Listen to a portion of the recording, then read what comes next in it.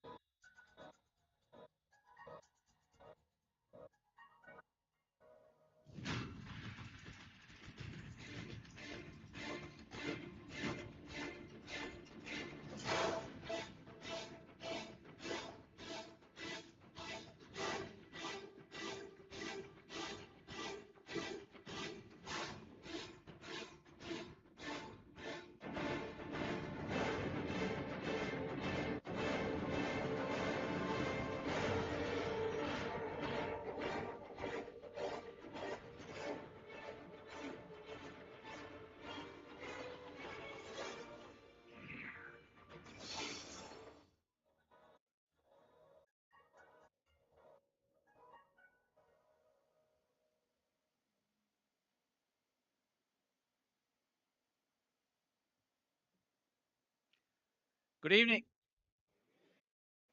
and a very warm welcome to the next 100 Awards, an evening that all of us have been looking forward to. And we promise that this will be one you will remember for a long time. This is the occasion when we name and recognize the 14th cohort of India's future CIOs, the next 100 2023. So, congratulations once again to all of you who are here today. You are truly the winners and a part of a privileged group of India's emerging IT leaders and next CIOs. You are now, and we look forward to hearing of your achievements in the years to come. Let me quickly explain the process of how you got here. The next 100 2023 selection process started in late March 2023 with an invitation to the community to fill out a self nomination form. This year, we had over 1,000 people register, However, only about a quarter of them went through the entire process. After submitting the form, all applicants had to take two psychometric tests, the personality profile and the emotional quotient. The reason we have these two tests is that over the years, we have found some statistical differences between the scores of the winners and others, and it gives the jury some insight into your profile.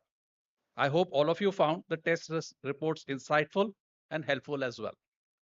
In the application form, we had asked all of you to nominate two referees and give us the contact and as well as give us the contact of your supervisor, people who could provide feedback on your candidature for the awards. We received over 400 feedback reports this year. It's quite commendable that so many people were willing to support your application. Then, using a proprietary scoring model that takes into account your academic achievements, your work experience, your certificates, and your psychometric scores, we prepared a shortlist of candidates for interviews with the jury. Like every year, we had a panel of senior CIOs making up the awards jury. The jury helped validate the selection criteria and conduct the interviews. Between them, the jury has hundreds of years of collective experience in strategy and technology management. Every candidate was interviewed independently by two jury members, which means that we had to schedule and reschedule hundreds of interviews.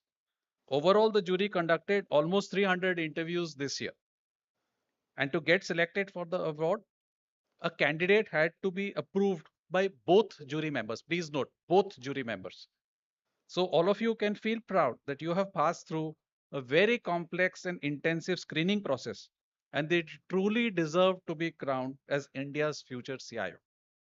And I hope many of you will cherish this occasion as one where you become a part of a privileged group of India's emerging IT leaders and next CIOs.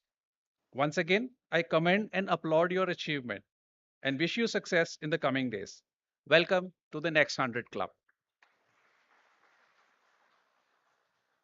So, to start off the session today, I would like to invite on stage Mr. Sanjeev Gupta, Director Global Offering Management Kyndryl, to speak about IT sustainability, mandate, and responsibility for a greener future. Please welcome on stage Mr. Sanjeev Gupta.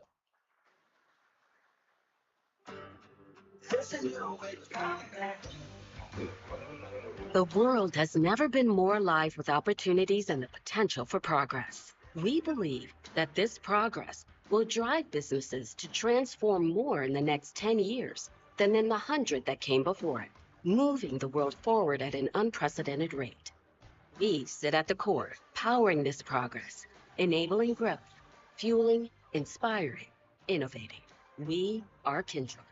We design, build, manage, and modernize the mission-critical technology systems that the world depends on every day.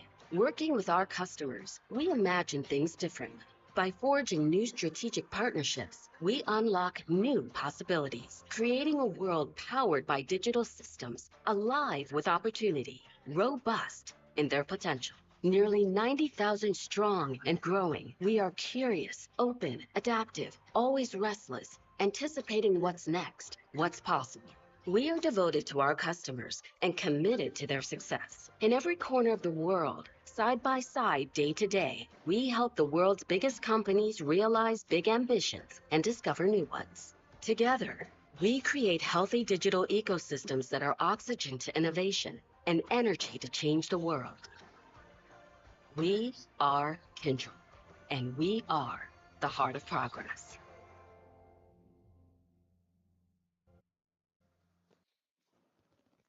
Good evening. My name is Sanjeev.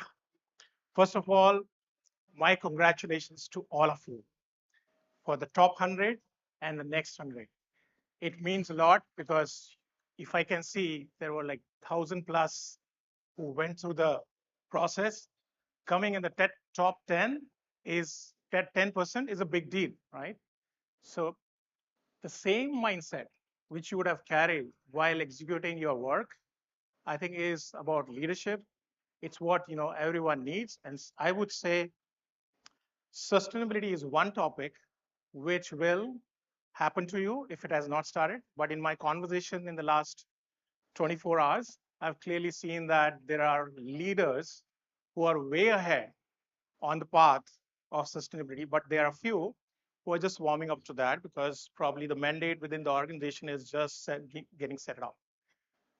But if you look at two aspects of this, one is a mandate, another is the responsibility.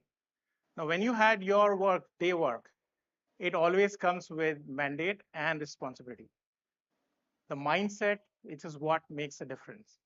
And I would think, and it's a question to all of you, is responsibility driving that, the mindset for leadership, or is it the mandate?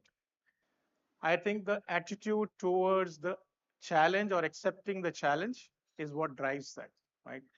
As a part of Kindle, we are committed to uh, being sustainable. We also want to ensure that we partner and help anyone who works with us to be sustainable. So with that, let me just do a bit of introduction about Kindle.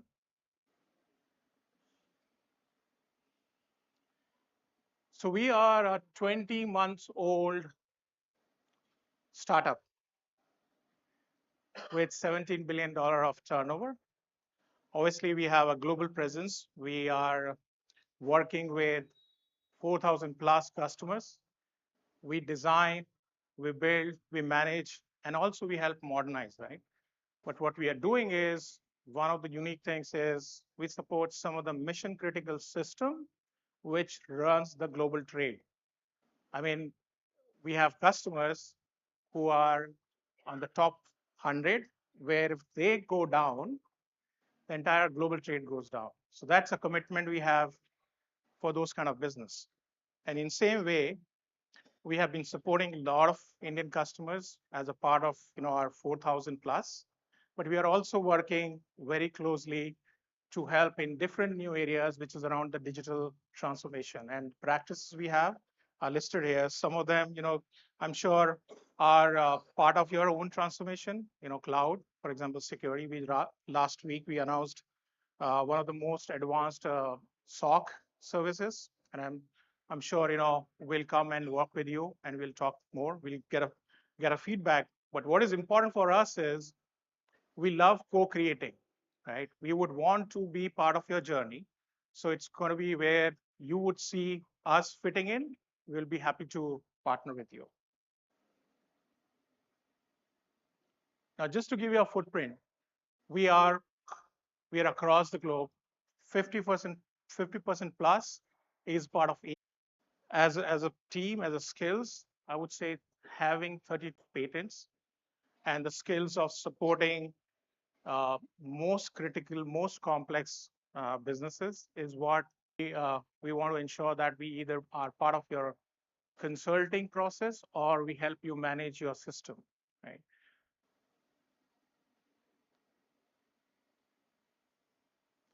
Just to give you an idea of how we are on kids. So of all those 4,000, I would say today in India, we are supporting some 700 plus customers. Of that, for India, we have around 250 plus customers who are supported on 24/7, right? So that happens through the teams which are spread across the country. There are like 8 locations, but 6 of them have got those delivery champions who will work with you and be part of your co-creation. So we do have what we call as a garage, or what we say is a co-creation lab. So there are those in Mumbai. There are a few in Bangalore for different capabilities.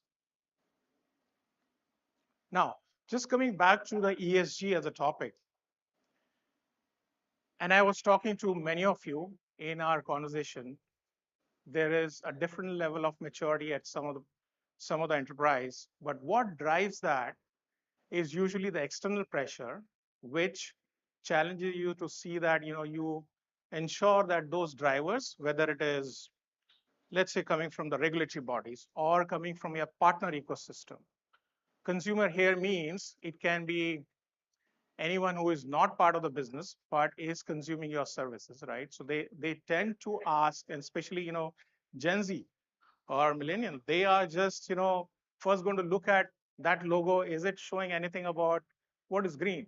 And we really want to support that because none of us like to see the news like what we saw in Kedarnath, right? We love to go on our weekends to the places where we feel it is so good and relaxing. Those things will be gone if you don't stay committed. So it's not just your enterprise commitment, it is your own personal commitment which comes into the picture, right? So each one can do a bit using enterprise as a part of it, encouraging your partner ecosystem, right? So, and if you were to talk about regulators, for sure, it is it's there in India from SEBI, it's there from Europe by CSRD, and they're going very strong. I mean, they're leading the pack in terms of setting the standards, putting penal actions if you do a greenwashing, right? So that's really becoming a very important subject. Now, one of the studies which Gartner did, where they surveyed some 400 plus CEOs, they clearly showed that if they have to encourage investors for their own business, they have to invest into very sustainable products, right? Also, they want to ensure that there is a way to track, there is a way to report, which is there at the enterprise level. Now, the good part is, as a ESG strategy, not just ESG. For example, there can be an organization where somebody else is leading that initiative, but can they do without having any technology? I don't think so. It's just not going to happen because you have regulations, you have audits.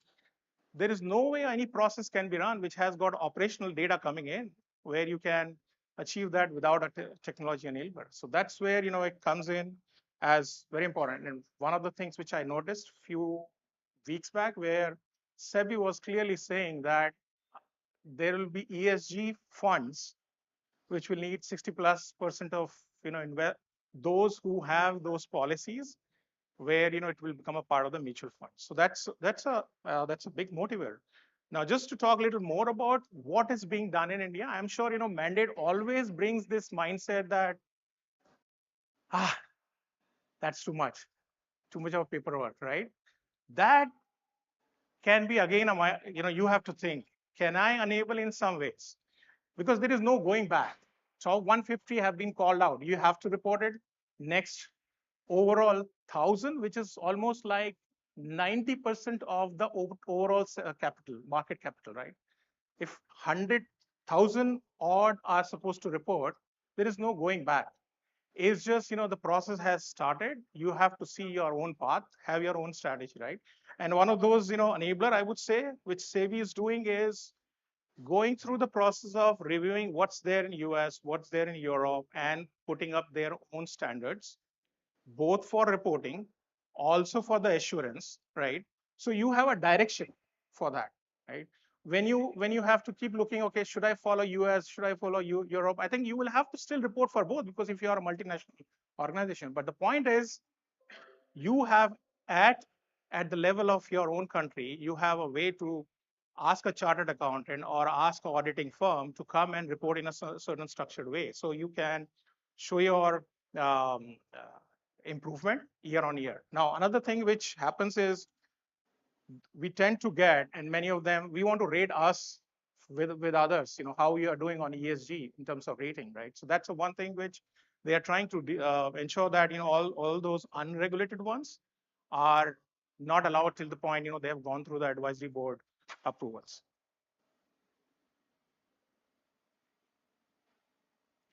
Just coming to what we are doing as Kindle, we are equally committed to that. While we just became, entity in itself the last 20 months back, we have committed that by our footprint by 75% and will become 100% using renewable energy to ensure net zero, right? So just think of it, 2030 is not too far, I mean, in terms of planning and getting it done, but that's a commitment. And that is also coming that we appointed to ensure that board has a representation. There is a chief sustainability officer reporting in the leadership. So that's where, uh, the leadership is required so that there is an education, there is a stakeholdership, which is happening across the is we are ensuring that what we track or what we are trying to publish it is following a framework which is like science-based target initiative. So that's where we stay committed. So it is our DNA. Now, that's a point which I was on. How can technology be an enabler? And simple truth is, there's no better way. You need to think of there is a data collection which will happen, right? You will have to ensure that there is a framework which needs to be reported.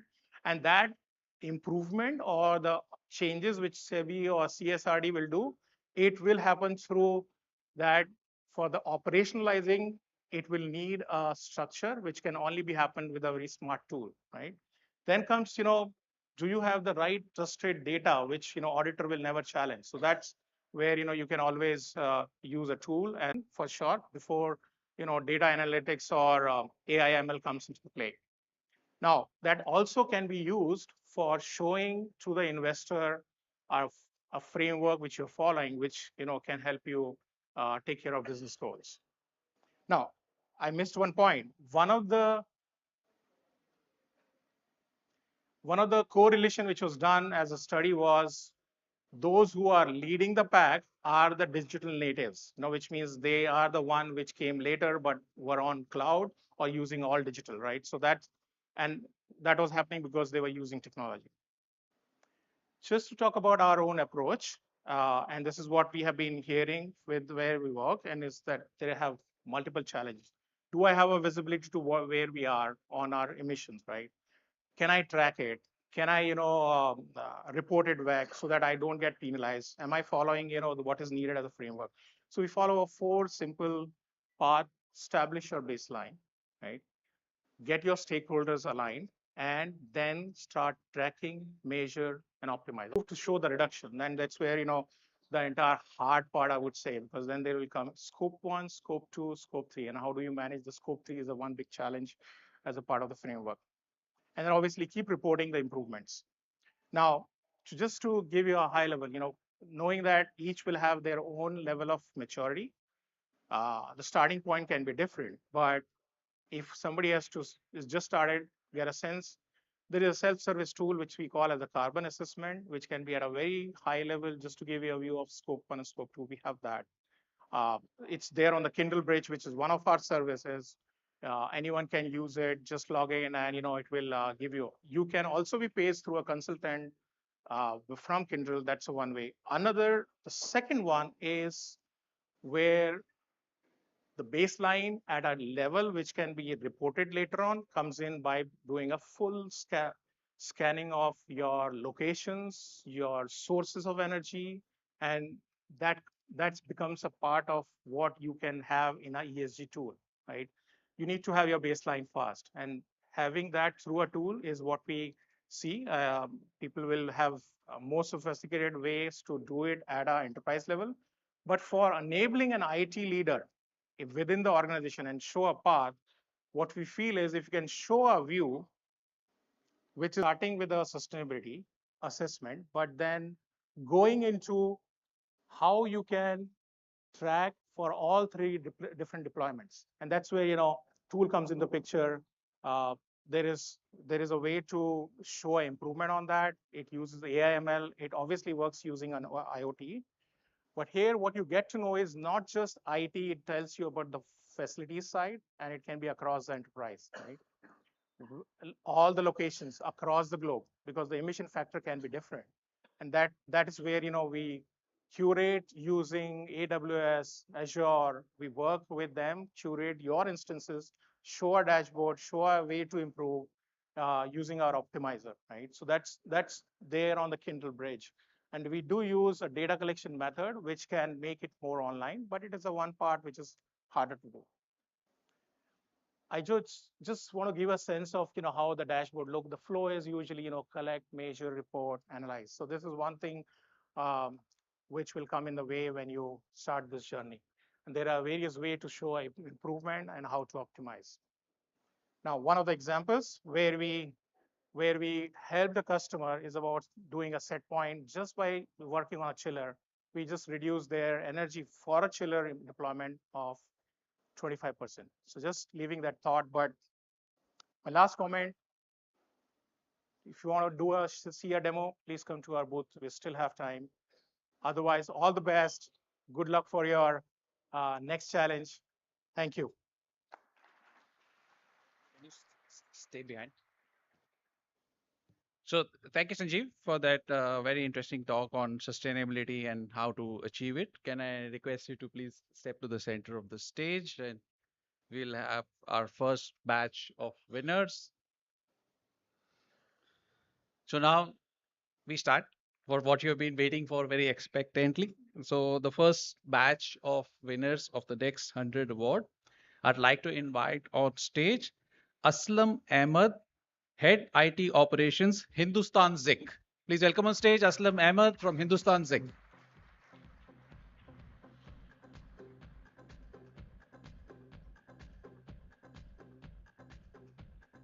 So congratulations.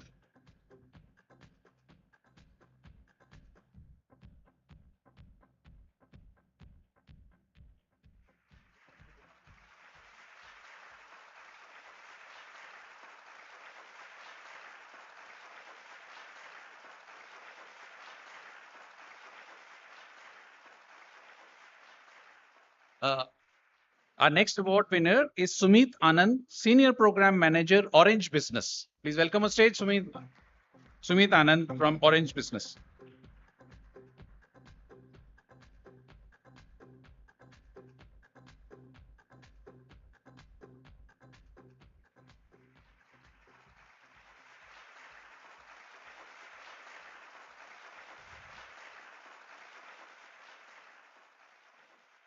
Our next winner is Anup Avasthi, Assistant Vice President IT, Imperial Auto Industries. Please welcome on stage Anup Avasthi.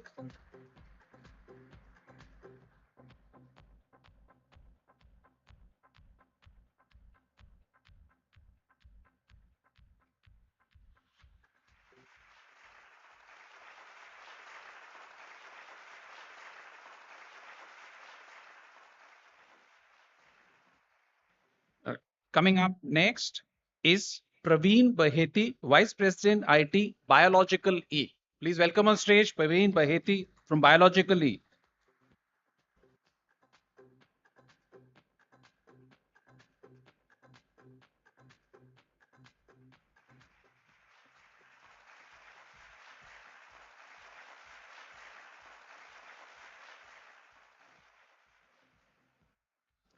To receive the next award is Jayadevan Balakrishnan, Director Global Delivery Excellence, IT Innovation and Technology, T Systems International.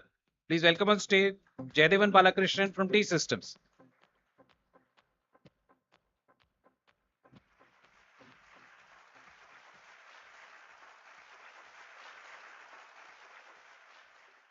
Our next award winner is Sushil Bangar, Head PMO, Uno Minda. Please welcome on stage Sushil Bangar from Uno Minda.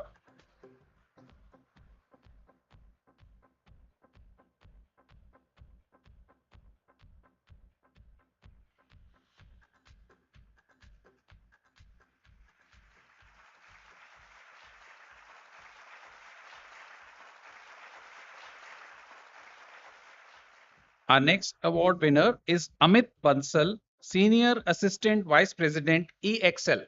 Please welcome on stage Amit Bansal from EXL.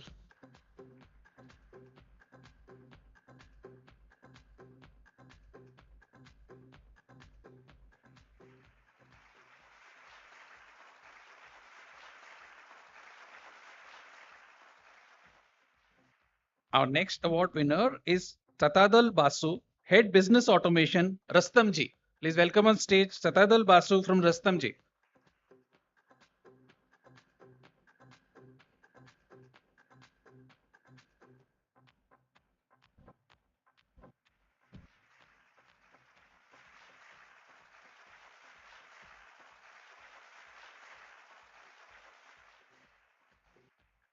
Our next award winner in this batch is Deepak Bharadwaj, Associate Director, evalueserve.com.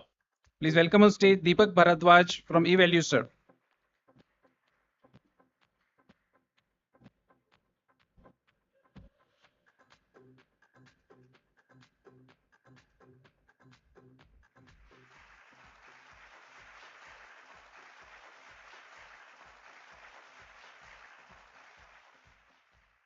The next person in this batch to receive this award is Ranjan Basin, Senior Director IT, Grey Star Services India. Please welcome on stage Ranjan Basin from Grey Star Services.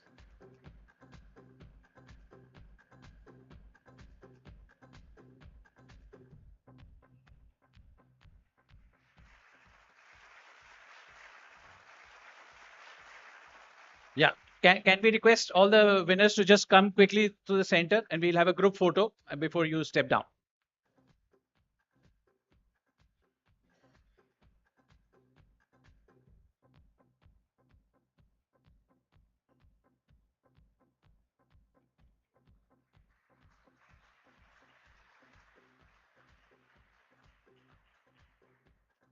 So thank you, Sanjeev.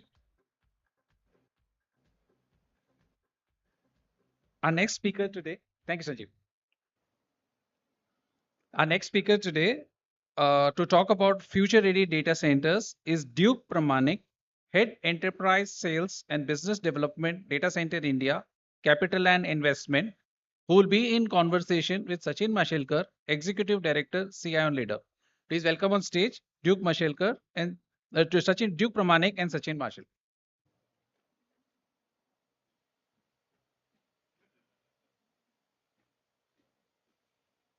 That was good to have Duke surname and Duke to have my surname.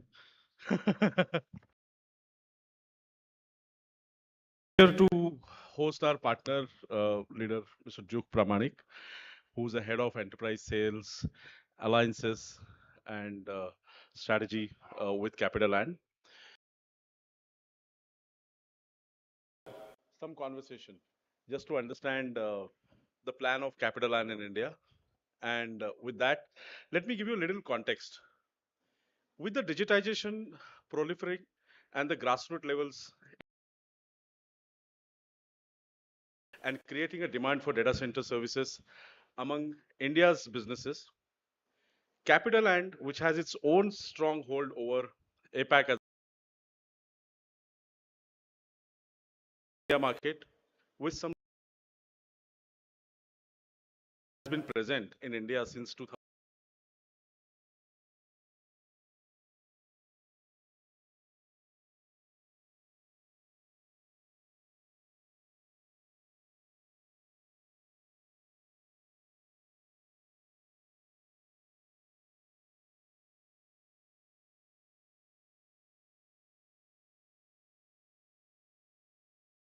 Enterprises in our country.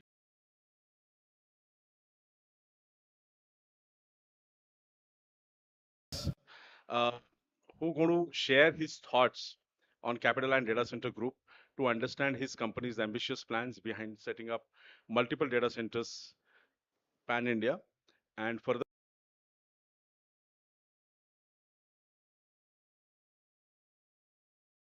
data localization.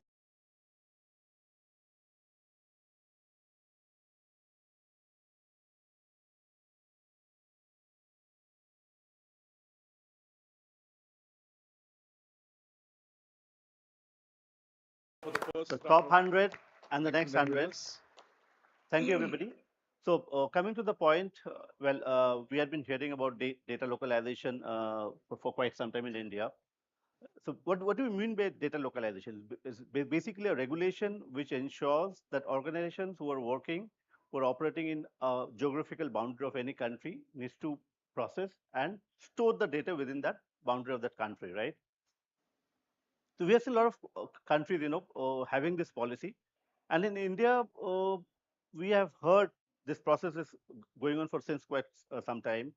There had been a couple of drafts to support this, but we haven't yet concluded.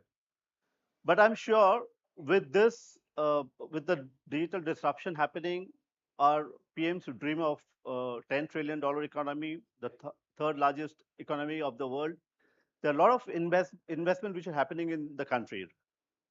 And to support this, we really require the next generation level of data centers who can actually, store this data, can help organizations to process the data.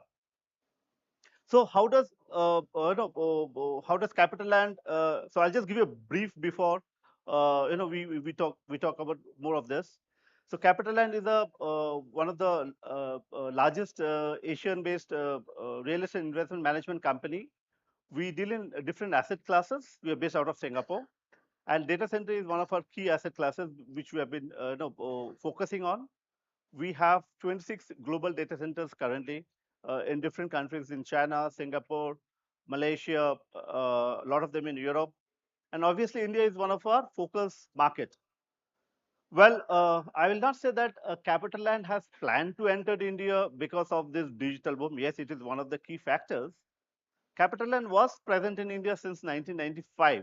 As Sachin said, yes, we we know it more popularly as Ascendus. We are one of the pioneers in International Tech Park. If you have heard International Tech Park in Bangalore, it's a 70-acre campus. That's actually Capitaland. So we have such assets in Bangalore, Hyderabad, Mumbai, Pune, Gurgaon, all across. So we know this country very well. And being a real estate and a technology player, we decided to enter, rather expand in India with a data center portfolio. We are a very serious player in terms of investment. We are coming up with multiple data centers all across, one in Mumbai, Navi Mumbai, there's an Airoli. We are building up 2 blocks of 30.5 megawatt each, so a total IT load of 61 megawatt in Airoli in Mumbai. Hyderabad, we are building one in our own tech park. That's around 25 megawatt IT load. We are also building one in Bangalore in International Tech Park, 26 megawatt IT load, and number two in Chennai, which is around 34 megawatt of IT load. So that's huge investment. We have a lot of other plans. Maybe I'll come to that point later. Thanks, Duke, for giving that perspective of Capitaland's plans in India. Sure. And in this market of data center, the exponential growth of data center which is happening in our country, what will be Capitaland's USP in data center offerings? See, I'll continue with the last one. If you see with this digital boom, it has attracted a lot of data center players globally. I mean, now probably we have more than 20 data centers players in India, and this space is becoming very crowded. Well, as I told you, so Capitaland has very strategic planning. We are a global player. If I talk about India, we are there since 2018-19. So what we have been doing in these years, we have been trying to identify the right land parcels. We're trying to understand the pain point of CIOs, organizations, and how we can differentiate, how we can actually create an USP which actually supports your entire requirement, the nation's requirement for next generation of data centers. So if I have to talk about USP, we have three basic pillars to support this entire USP. Obviously, one is sustainability. That's a mandate. That's a requirement of today. Engineering is very important. So I'll talk about more of engineering and trust. I've been talking to CIOs, and when I come to hear that, when they either into cloud or a data center, in terms of the billing, the products, they're not very clear. So one thing came out very apparently was the trust factor is very important. So I'll touch that later. So when I talk about engineering, so what do we mean by engineering?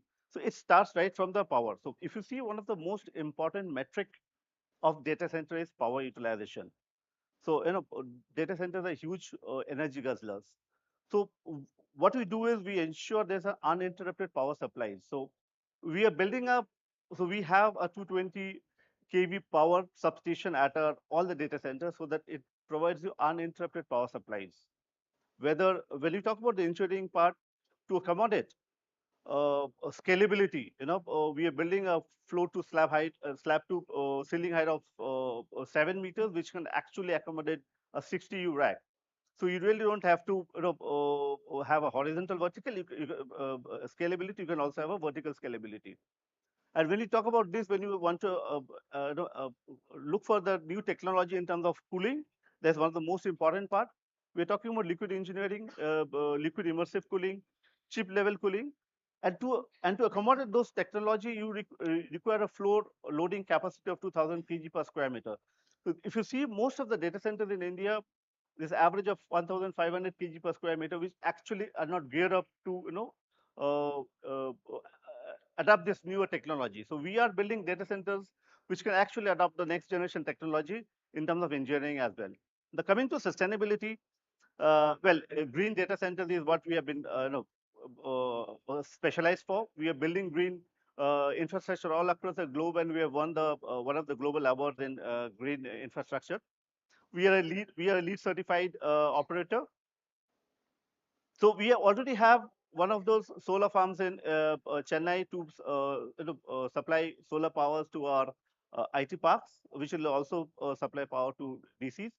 So we are planning to start off with at least 5% of green energy through solar or wind, and we have a mandate, we have a vision to attain to by 2030, a carbon neutral by 2030 and carbon net, carbon zero by 2050. That's the mandate, and we are actually planning to have that.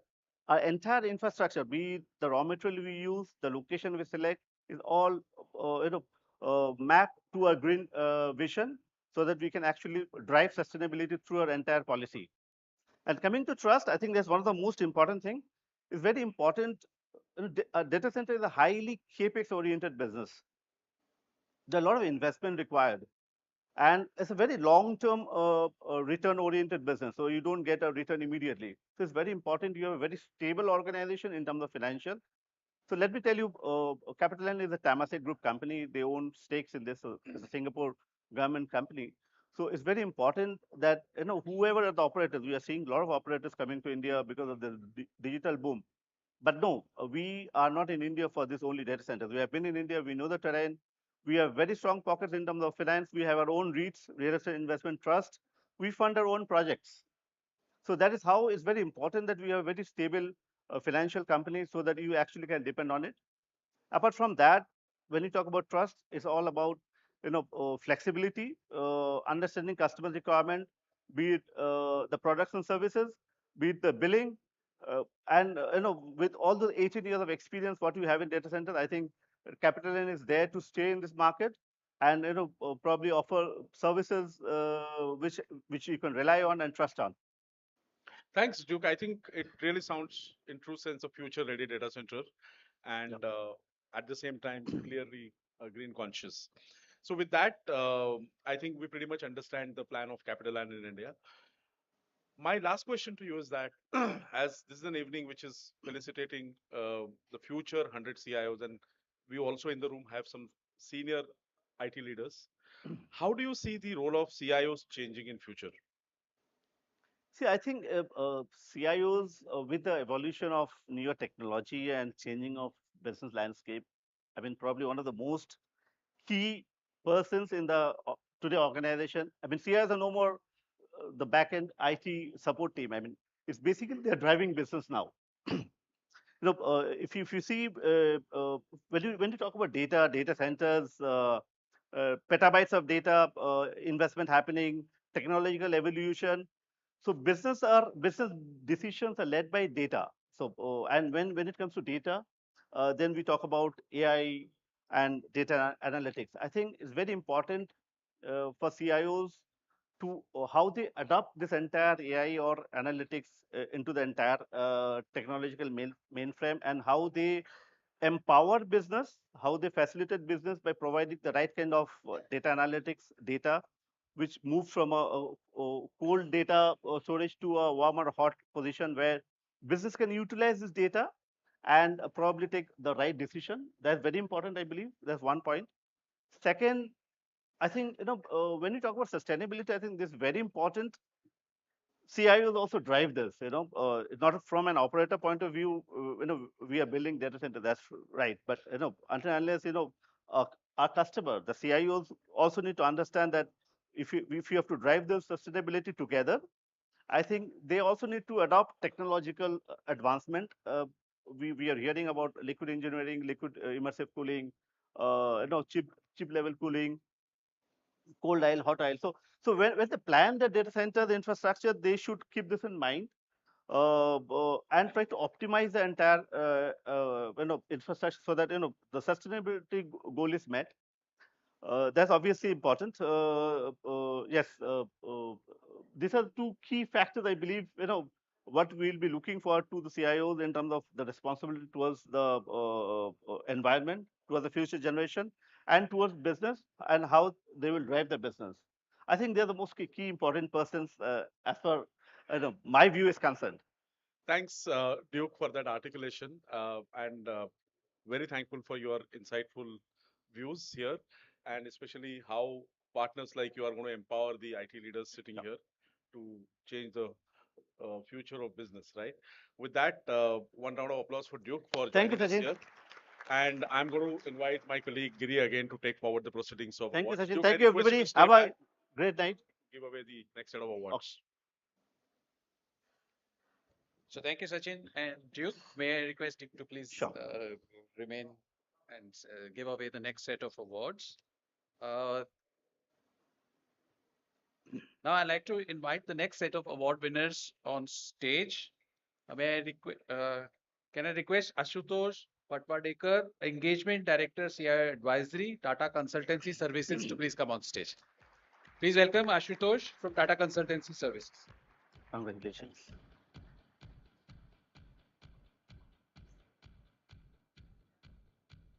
Yep.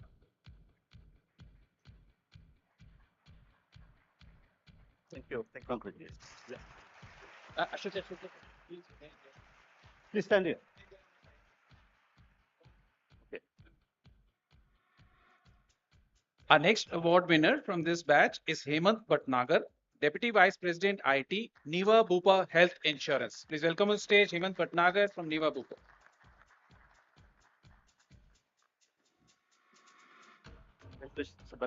How are you doing? I'm good. I'm great. Great. Congratulations.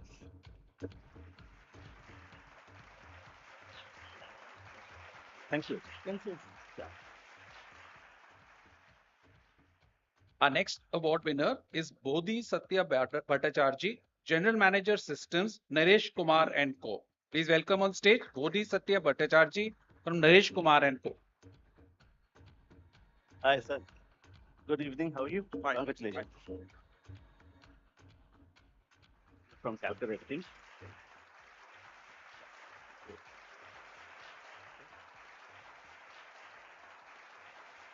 Thank you. Thank you.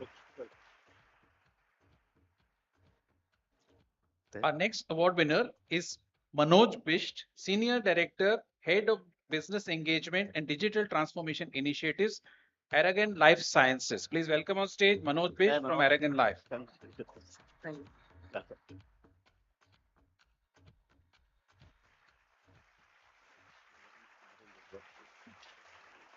Thank you.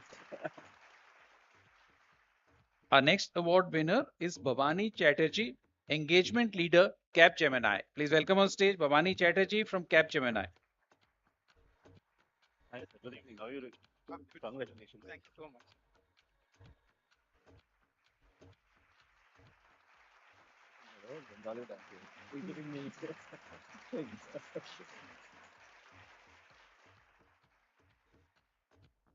Our next award winner is Prashant Chauhan, Senior Manager, Cybersecurity, Dell Technologies. Please welcome on stage Prashant Chauhan from Dell Technologies. Hi, sir. Good evening.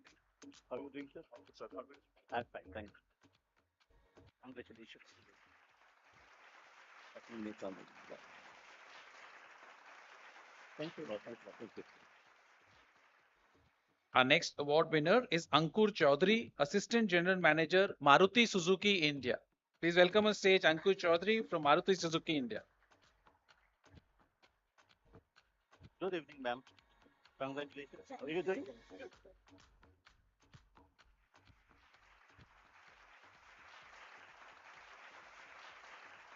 Thank you. Our next award winner is Vidhi Chugh, Founder and CEO, All About Scale. Please welcome on stage Vidhi Chugh from All About Scale.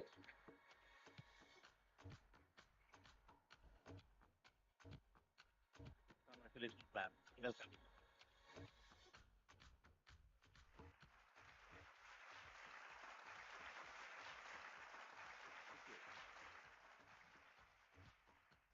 Our next award winner in this batch is Devalina Das, Program Manager, Kimberly Clark. Please welcome on stage Devalina Das from Kimberly Clark. Welcome, ma'am. Congratulations.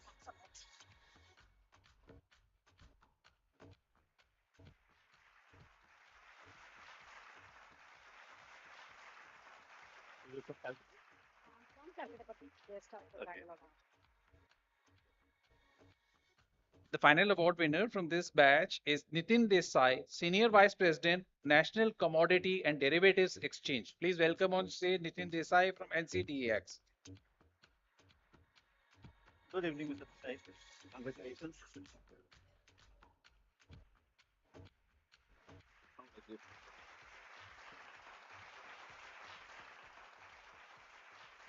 Thank you. Yeah. Can I request all winners to please come to the center and we can have a group photo before you step off? Please come.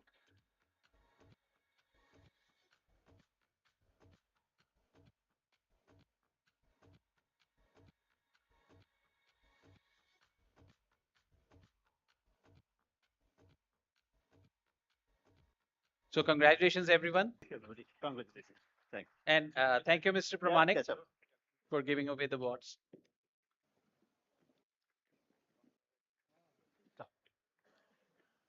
To talk about breaking barriers and to do disruptive innovation in email and collaboration is Mr. Pramod Sharda, CEO, India and Middle East, iSwap. Please welcome on stage Mr. Pramod Sharda from iSwap. Lil.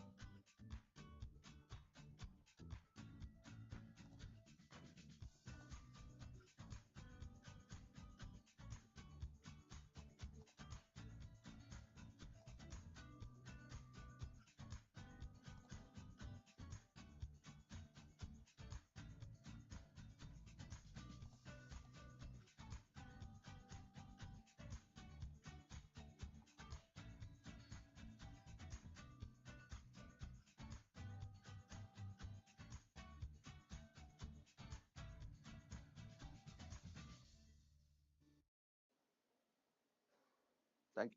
Hello. Hello. Good evening, everyone. It's 7:53 now. I'm sure you're tired.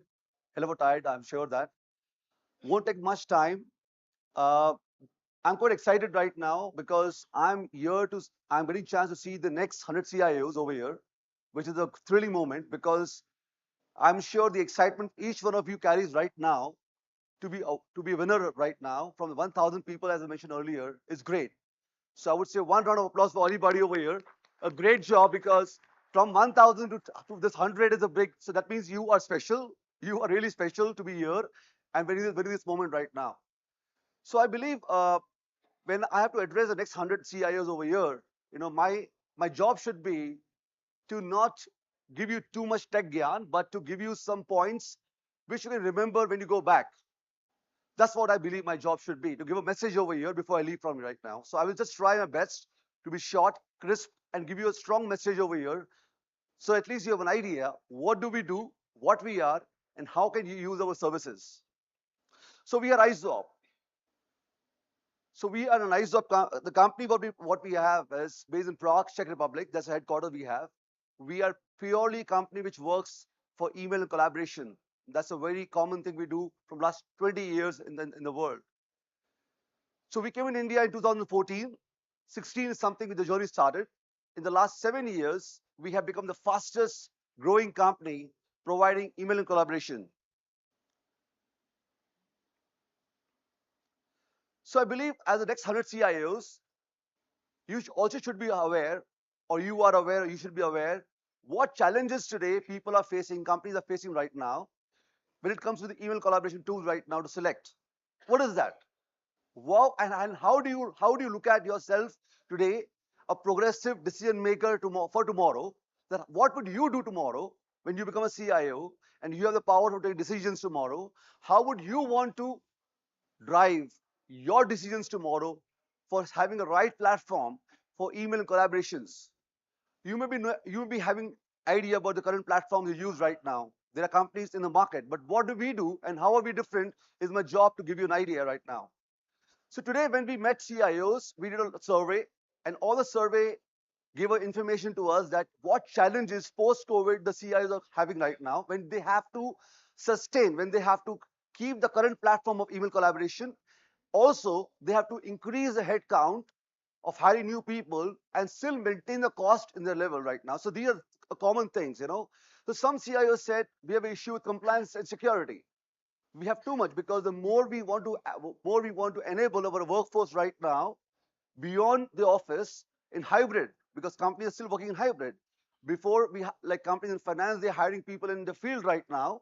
So we have an issue of security. You know, we would expect an email platform like yours to be giving a security the end-to-end point of view. Some said we are worried about the cost. The cost we are paying every year, being a cloud solution, is too much to pay every year right now. So we would want to ensure that we are the best platform, but we do not want to pay over and over, more and more every year, right?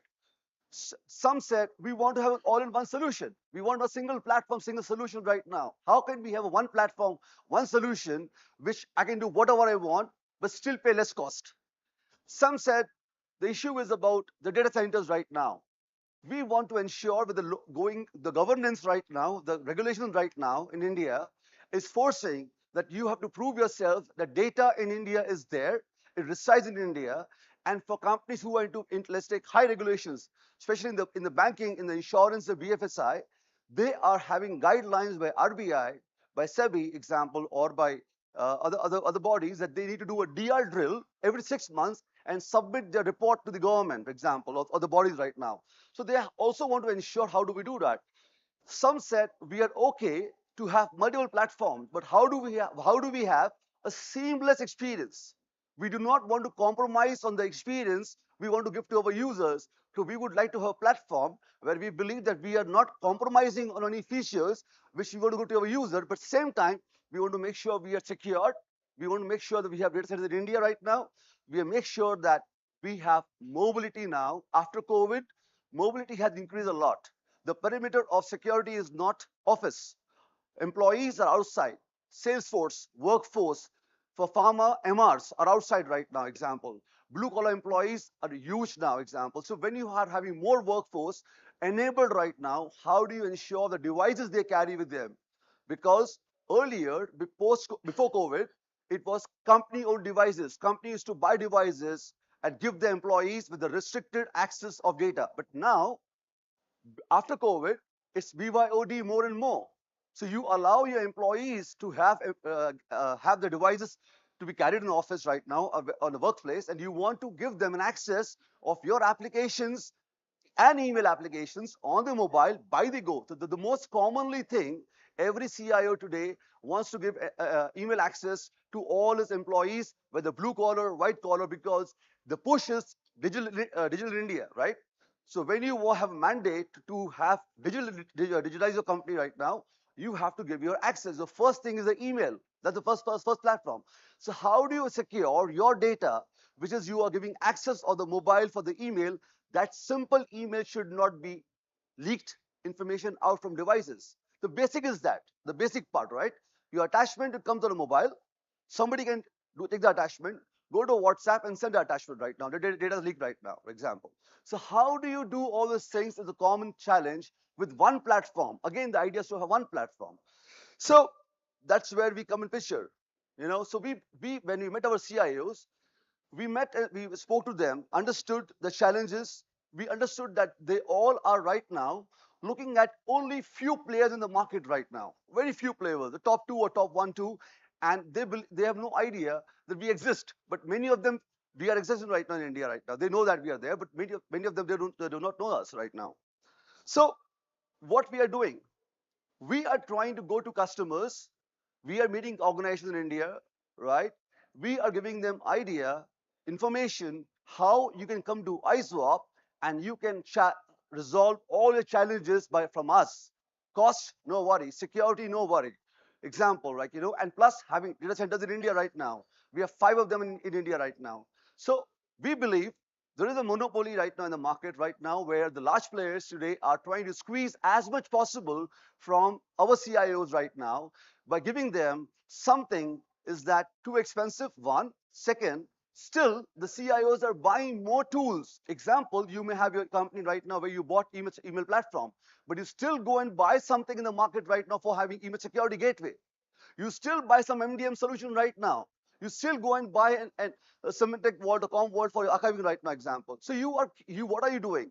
You are having those technologies right now, but you are buying in more and more to make sure the whole pie chart of your platform is complete. So we are here right now to ensure that we give you a platform where you have everything inside the platform and you have less cost to worry about secure platform for your services. So we believe we are the right place, right time, with the right opportunity to meet CIOs, to go to organizations, to go to enterprise, large, small, big, doesn't matter.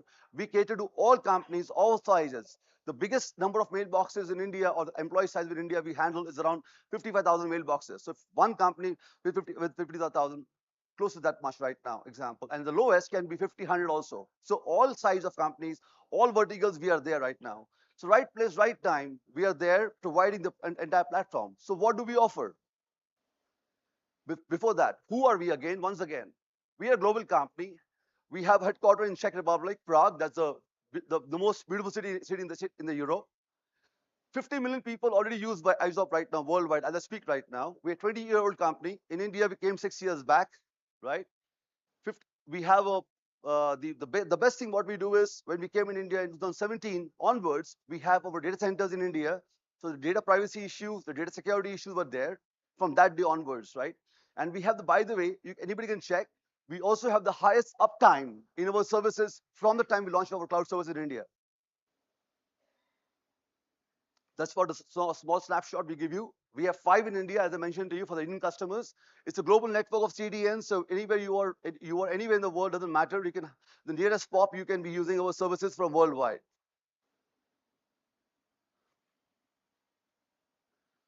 So what is ISOP? For some people, for somebody who is not aware of ISOP, right? So we have a platform which will give you, as I mentioned, email collaboration. That's the heart of it. That's the basic heart of it right now. But we have everything else. We have for you, you can have a VC like Teams. We have teams of our own teams. We can give you teams. You can collaborate on teams. You can have conferencing solution online, one, multiple of them, many of them. You can record a conversation right now. You can form a small group of members. You can have your own private group. You can communicate over there. You can upload your files. You can share your files. You can work on the files. You can collaborate same time on Teams at one given go right now. Completely Teams is there with us right now. We have a desktop suite for you. If people who don't want to use web client, we give you a desktop client like Outlook on your machines. Example, you can use that as a replacement over there. So on the web client, one single web client, you open one screen. You don't have to leave the screen. One web client gives you option. You send an email. You can minimize the window. You can chat with somebody, one-to-one chat with people. Example, who's online, you can chat with somebody. You can minimize the window. Same time, you can also go and make a calendar invite. Same time, you can also do a VC all in one single pane without leaving the browser at all, without even the tab is same, the one single tab and you are inside, which gives you high security right now. That's the main thing. So one single window interface with you, it gives you a desktop feel on a browser. That's what we give you right now. So you never leave your browser at all outside, and single pane, you have all the features over right now. So video conferencing, Word, Excel, PowerPoint alternatives, we give you that also. Example, lightweight, which is there. You can use the web client or you can use the desktop. Both options right now available right now. At the same time, you can do collaboration at the same over here. Calendar sharing, resource sharing over here, inviting people, third party guests. You can have your contractors, your suppliers, vendors. They can collaborate with you at the same time on this without any cost over here in one platform. So example, let's take you have 10 you have a project going on and you have 5 vendors outside for 5 people from outside company. Invite them. They join you. When they join you, they can only see that much data, that much room which they belong to right now, and you can start working with them real time. So you reduce your email traffic a lot. So because what we are doing is we are seeing the trend. If you look at the trend of email boxes, what we have right now, 80% of communication is only where you are just CC. It's not even marked to 2, right? So that data is there in the email box and so much over there right now. What we tell you is that use our teams. You can blind carbon copy or you can copy CC the messages to a team chat group. When you go there, you can see all the communication at one shot, one time, whoever have responded to you, what has been communicated over right now. So exactly what we give you, a complete platform for collaboration, for communication, for email. That's the basic part right now. But what else do we do? How are we different? This was something. This is something what we believe that we were doing it for last exactly 3 years back. Last 3 years we changed completely. We went into a different zone altogether. We started also adding MDM for device management solutions. So we give you MDM, MAM, mobile application management for your over here. We give you MEM, mobile email management also. We give you endpoint security for your endpoint to be secured. We also give you endpoint security right now. Example, we give you DMARC for your entire domain reputation right now to manage. We give you zero trust for ensuring that you are secured by devices, what device you are using for accessing, that those devices you are very sure that these devices are authorized by you only, and that the person using is only the person who's supposed to use that right now. That level of we are giving you right now. We give you as a email security, as I mentioned about, the complete gateway level services, inbound, outbound. We give you, so we secured from malware attacks for right now. In the last 2 years, 2.5 years, we added this to our portfolio, and that's the reason people call us a true alternative right now in market for Microsoft 365 and Google Workspace. That's the simple branding. Anybody who's using these two platforms is a customer to us. Anybody who wants to move out is a customer to us. Anybody who wants to do hybrid can do with us right now. Without changing your domain name right now, having same domain name, you can run two email systems same time. So let's take your people who do not use email, who do not have email access as the primary application. They have a CRM or their ERP application. For them, email is just a tool of receiving and sending emails. Those people can be on ISWAP, and the power users can be on example Microsoft or Google, whatever they are right now, without disturbing, having same domain name. That's called hybrid. So quick, I know the time is up. Just a quick thing. So how do we differentiate? There are companies in the market who provide you all these things silo, single. What we do is we give you everything together now. So we have the platform plus all the tools which today you are going and buying, or you're trying to integrate with the current platform, making it secure with you, and we give you all of them together at one given time right now, at one platform with one single SLA, with one service provider, with all the things done by us completely. So you do not have to worry because we understand the business very, very well now. So quick, just 5 minutes, quick. So the strongest thing in India, the most complicated market in India is BFSI. We are able to hold them with us. We have this customer brands in India with us right now.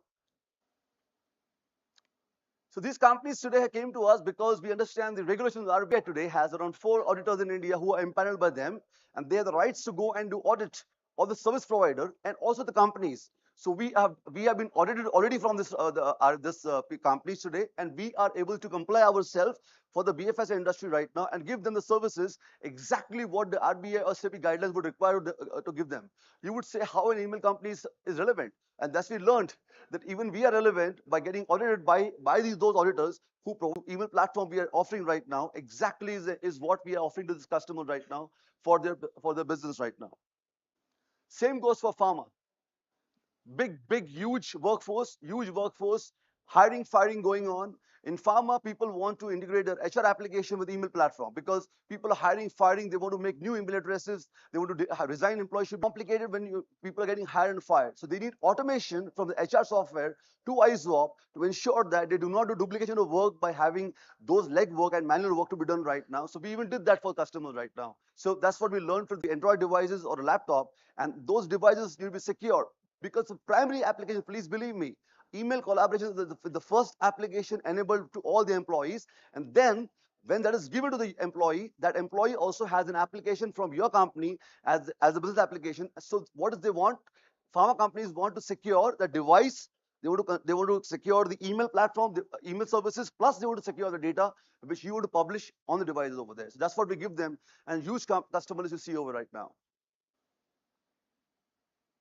Manufacturing, big one, what we have right now. So again, manufacturing has large workforce again.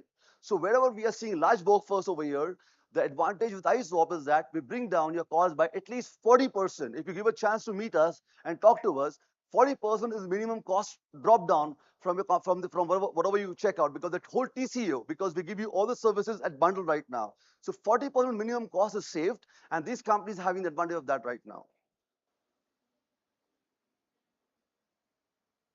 IT, just 2 minutes. Just 2 minutes. Yeah, I'm just going fast. So this is IT big one, which I just mentioned. Big names over here in IT.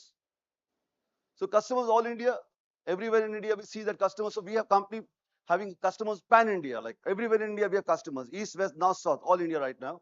All together we serve 1,500 customers, mid enterprise, 2,000 small customers across all the verticals. I think that's we're done. That's what we are. Huge portfolio of customers across India. What we have right now. So people have realized that TCO we bring them is 40% cheaper. The technology they want, they are trying to find from other places. They get from IZOP all in bundle at one shot. Customers internationally, what we have. Thank you so much for your attention. I hope I was short, crisp, and fast. Thank you so much. Thank you. Thank you, Pramod. Can I ask you to please stay back and give away the awards? Thank you. Yeah, if you could go to this one. Yeah, near the cross. Thank you.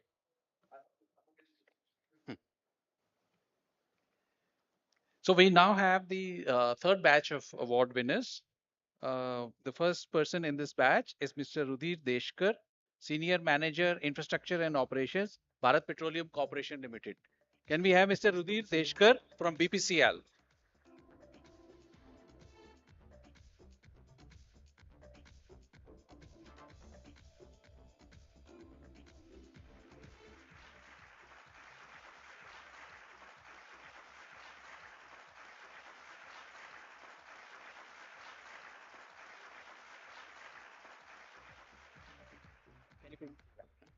Our next award winner is Ms. Manisha Dikshit, Lead Group Infrastructure and Security, Sterlite Digital.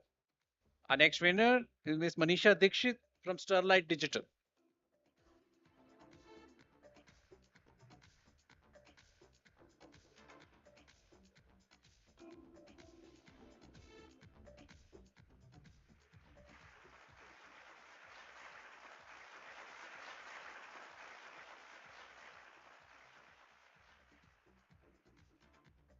Coming up next to receive his award is Keshav Dubal, Head IT, Bumer India. Please welcome on stage Keshav Dubal from Bumer India.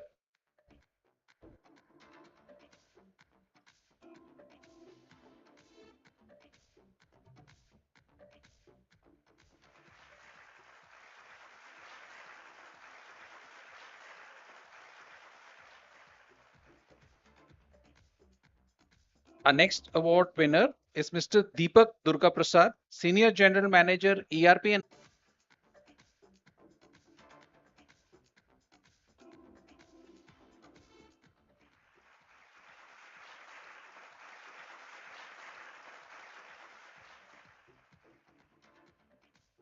Coming up next to receive his award is Mr. Amit Kaur, Senior IT Network Manager, Netcracker Technology Solutions India. Please welcome on stage Amit Kaur from Netcracker Technologies.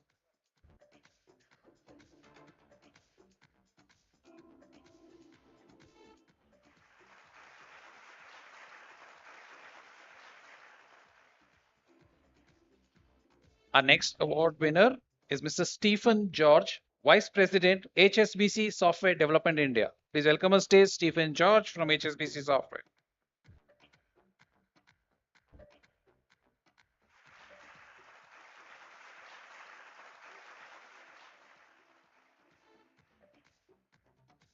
Our next award winner is Mr. Saurav Ghosh, Industry Principal, Infosys. Please welcome on stage Mr. Saurav Ghosh from Infosys.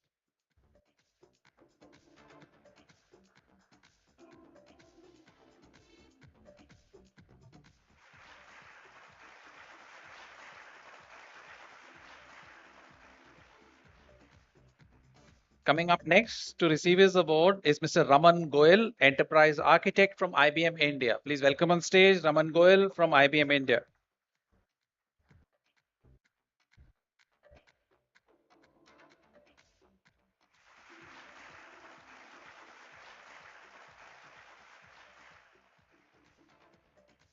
Our next award winner in this batch is Mr. Jidesh Gopinathan, Head IT, the Arya Vaidya Pharmacy, Coimbatore. Please welcome on stage Jitesh Gopinathan from Arya Vaidya Pharmacy, Coimbatore.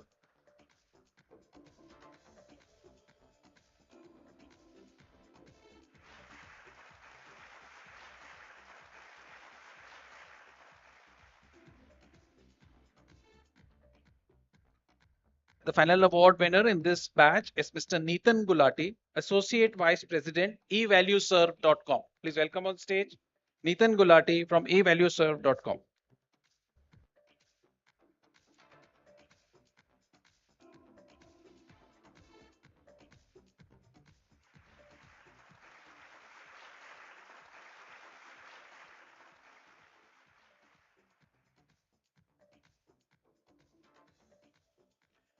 Can we have a group photo, please, before you step off the stage?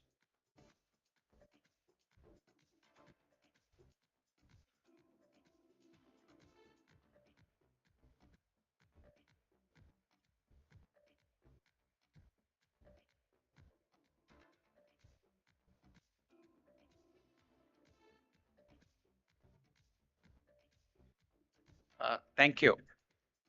Thank you, Mr. Sharda. So to talk a little bit more about sustainability, our next speaker is Dr. A.S. Prasad, General Manager, Integrated Rack Solutions, Asia and India, Vertiv. He's going to be talking about sustainability spotlight, reshaping the future data center. Please welcome on stage Dr. A.S. Prasad from Vertiv.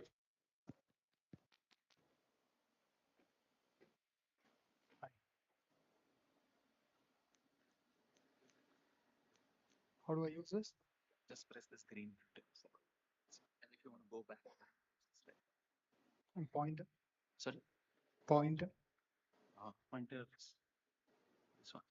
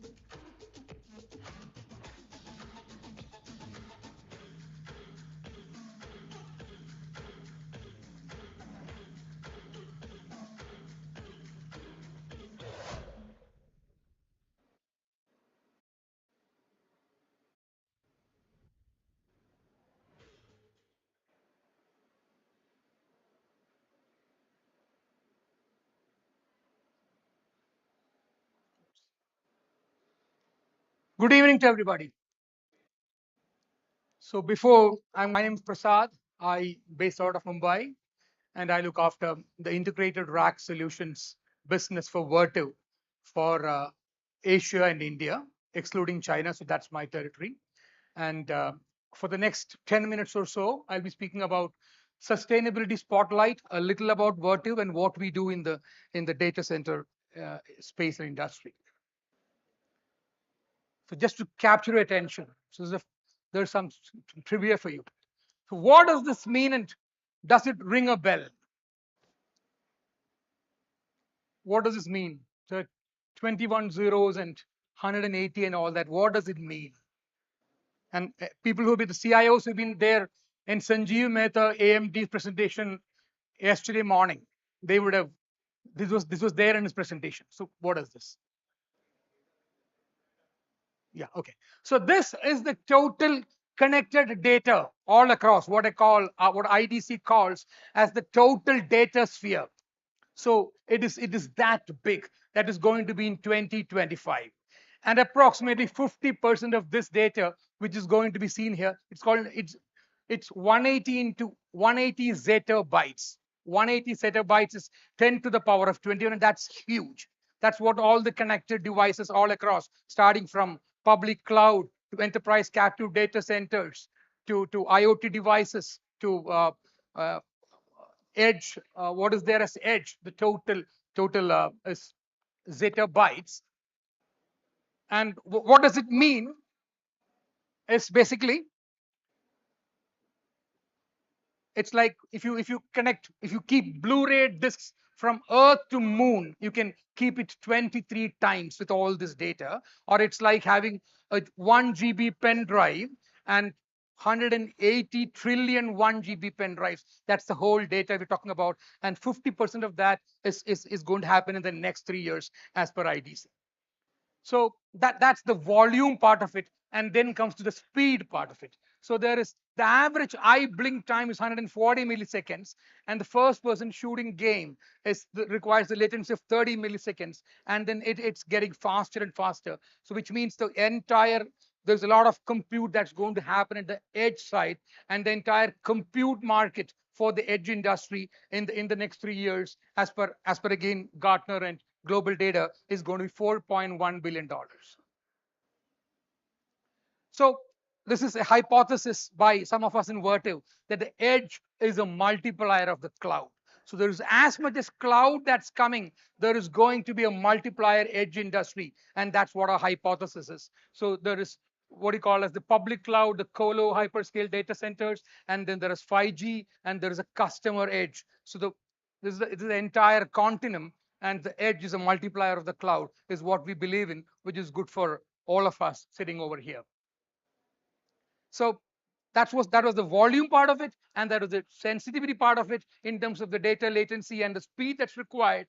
But this is again completely disrupting the industry. The heat and the power load that's required right now, it's like per rack, it's something like earlier we talked about 3 kilowatt, 5 kilowatt, now we're talking about 120 kilowatt, and they're even talking about 200 kilowatt per rack. So that's the kind of heat and power load that's happening, because the entire chip industry is talking about 500 watts per chip, is now actually going to 700 watts per chip. So CPUs, GPUs, and then the TPUs and all that. So the whole industry is changing, and all of this is contributing to that. So this is again an organizational dilemma. On one side is all this AI, the other side is our goals of environment, sustainability, and governance, which all of us are responsible for, and all of you here as CIOs. And how do we help you? Is the storage, processing, reporting, that's on one side is important, and it consumes a lot of heat and power load, and the other side is to balance with the ESG, and that's where Vertiv is going to help you in terms of your scope 2 and scope 3 emissions. So that's where we come into play. So in terms of decarbonization and ensuring that your data center is actually net neutral and it doesn't add to emissions.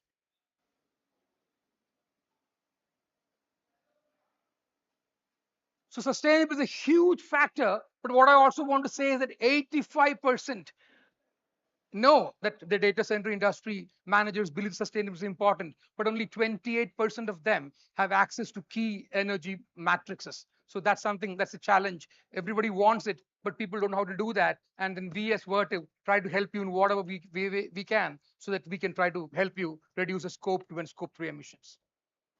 So this is how Vertiv comes to play into whatever we do. So these are all the end users, government, BFSI, and then there is industrial, transport, telecom, retail. These are all the end users, and you CIOs, you are all looking after this layer. But this is where actually Vertiv tries to help you in terms of software-defined infrastructure, edge computing, modular traditional data centers, hybrid. So you can be on the public cloud. It's like the multi-cloud.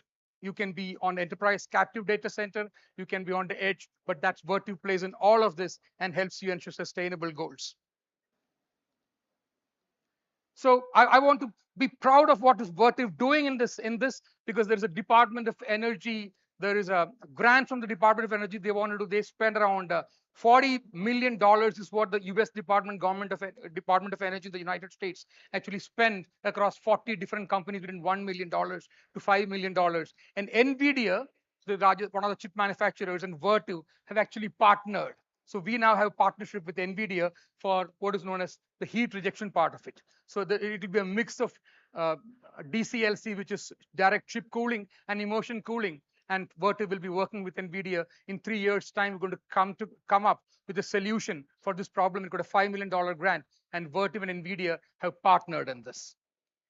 And for all those over here, at the end of it, I'm going to ask you a few questions, so please be attentive. And there is some very, very nice gifts that we are going to give to all those people who can answer questions. So just be a little attentive. I know I'm standing between you and maybe a little dinner, but we will try to fasten it. So this is how Vertiv is trying to help you in terms of what we do. So we are into renewable energy, we are into intelligent power management, we are into lithium-ion batteries, we are into thermal management, we are into liquid cooling, and we are also into real-time IT management and monitoring. So Vertiv is a complete portfolio which will actually is all about space, power, and cooling. So we have got UPS systems, we've got cooling systems, we have got hyper-converged, true hyper-converged solutions, wherein it's storage, network, and it's also about the entire rack system, which means we also can give you compute, network, storage, fire suppression, access control, asset tracking, all in a box. And I'll talk about that a little later on. So what Vertiv actually imagines is a world where digital infrastructure scales with zero negative impact. And that's what we want to do. And we strive to be the center of the change, helping all CIOs ensure that you actually are net neutral and there's zero negative impact, even when it comes to power, cooling, IT management. So this is the last slide that I have. It's about the entire Vertiv portfolio. So we are there from multi-cloud environment, and we are there in IT managed services. We are into edge data centers. We are into the last milestone in terms of what I'm showing here as a simple like a smart closet, which is the smallest device that we have, which is a 15U rack, and we are into large data centers, 100+ racks, and we are into the complete solution, helping CIOs ensure that we give you complete sustainable solutions. So we have what are known as the simple rack is actually a rack with an IP with dongle and a serial console for IT management. The next level is dongle console, and we also give you asset tracking solutions. So you can know when somebody pulls out a server from one place and goes and puts it somewhere else, you know where the original position of the server was and where it is going to right now. Complete finger access control system. We have the complete solution for that. So we come in and understand from you what the requirement is. We can give you cooling, power, space, inventory solutions, asset tracking, and complete IT management, and all of it. If I should not be leaving this stage without talking about AI and ML. So we can actually enable it with AI and ML. It will tell you when your chiller is going to get shut down, when there's a compressor problem. So we take signatures of all these devices much before and when they start performing. When the electronically controlled fan starts creating issues in terms of its RPM, etc., we can actually tell you in terms of that there is going to be a breakage, breakdown. So at that level, our complete solution of IT management, converged physical infrastructure, wherein give you storage, network computing, which is what a customer gives. We can give you the complete data center in a box, which is fire suppression, access control, asset tracking, sensor monitoring, and everything put together. And it's completely ready to deploy solution which we have. So that's what we say as a complete portfolio. We do have a stall outside, and most of you have visited there. So please do come to our stall also and see our solutions. We've got a smart cabinet, which is what display is over there. And that's my last slide, and we'll get to the questions. So I'll ask the question. Santosh is my colleague here who will be giving. So first question is, who is Vertiv partnering with? So it's a partnership with universities and some other companies, but the main, and what is it for? Sir, NVIDIA? NVIDIA is the answer. No, NVIDIA is the answer, but what was that for? What are we trying to help NVIDIA with? What is the problem we're solving? Heat rejection? Yeah, heat rejection is the answer. Okay, thank you very much. I think many of you gave, so I think, but I saw him first. It's like so sorry for fastest that. fingers but first. There are The two first more one gets questions it. coming, but I'll come to you.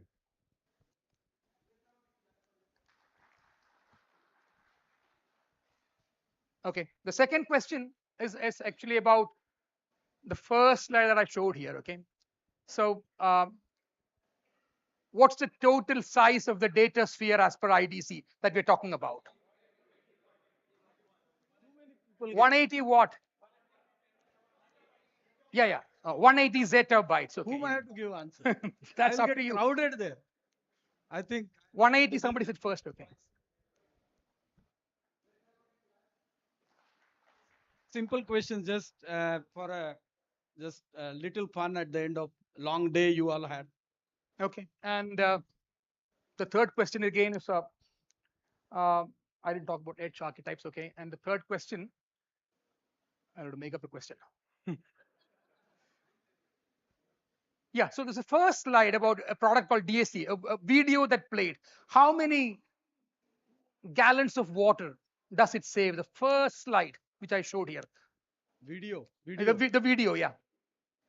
How much does DSC help in terms of water savings? Did someone see? 10 million? No. 4 million? 4 million what? Yeah, that's the answer. Clap for him. Thank you. Congratulations. Thanks Thank a you lot. very much. A little about Vertiv.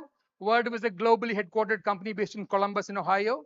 Our turnover last year was $5.7 billion, and everything looks fine. As per earnings call, we will touch $6.7 billion this year, and you're all very important to us. So we will help you in whatever way you can to have your data centers sustainable.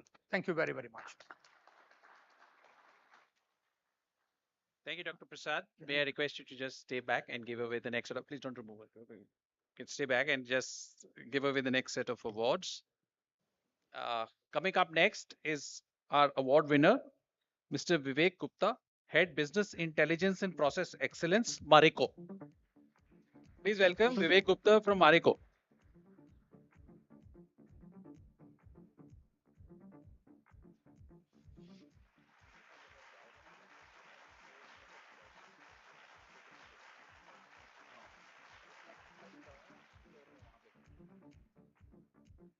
Our next winner is Mr. Nitin Gupta, Senior Vice President, One Assist Customer Solutions. Please welcome on stage Nitin Gupta from One Assist Customer Solutions.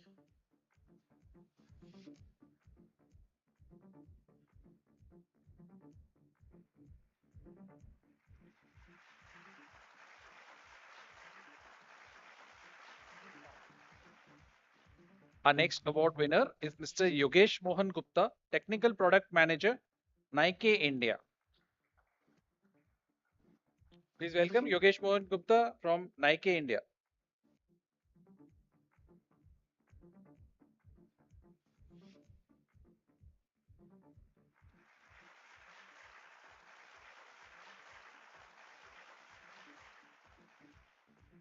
Our next award winner is Mr. Vishal Gupta, Vice President, National Securities Depository.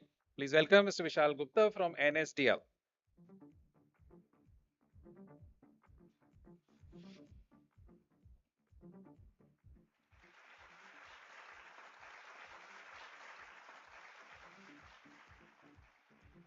Our next award winner is Mr. Sachin Hada, Deputy General Manager and Head IT, Birla Century. Yeah, please clap. Please, we need some applause. Thank you.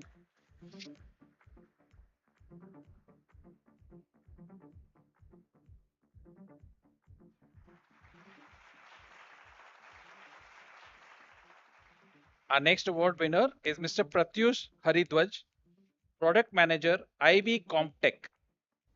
Mr. Pratyush Haridwaj from IV Comtech.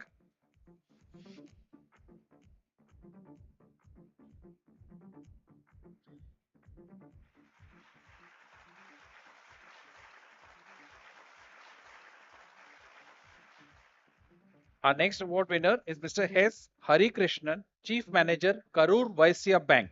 Please welcome on stage Mr. Hari Krishnan from Karur Vaisya Bank.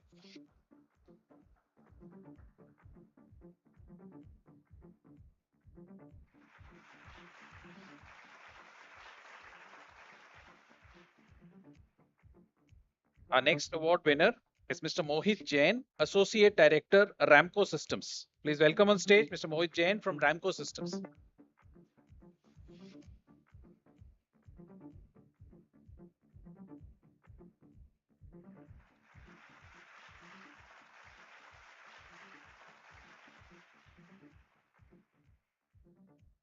Our next award winner is Mr. Rishabh Jain, Deputy General Manager, JK Lakshmi Cement. Please welcome on stage Mr. Rishabh Jain from JK Lakshmi Cement.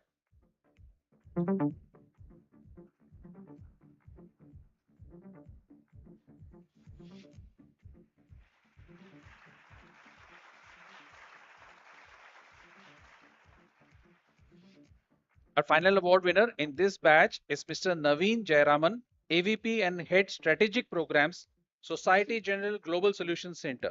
Please welcome Mr. Naveen Jayaraman from SocGen.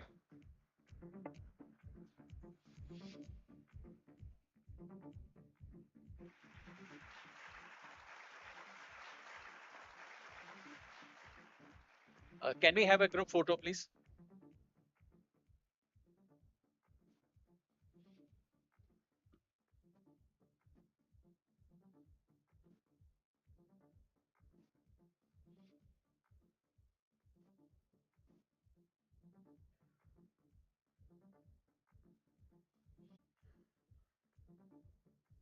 Thank you. Thank you, Dr. Prasad.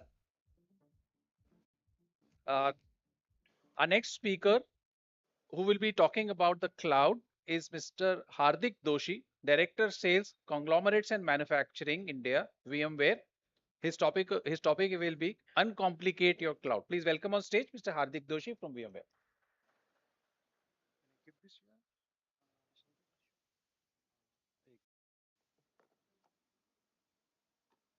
All right. So which button I have to?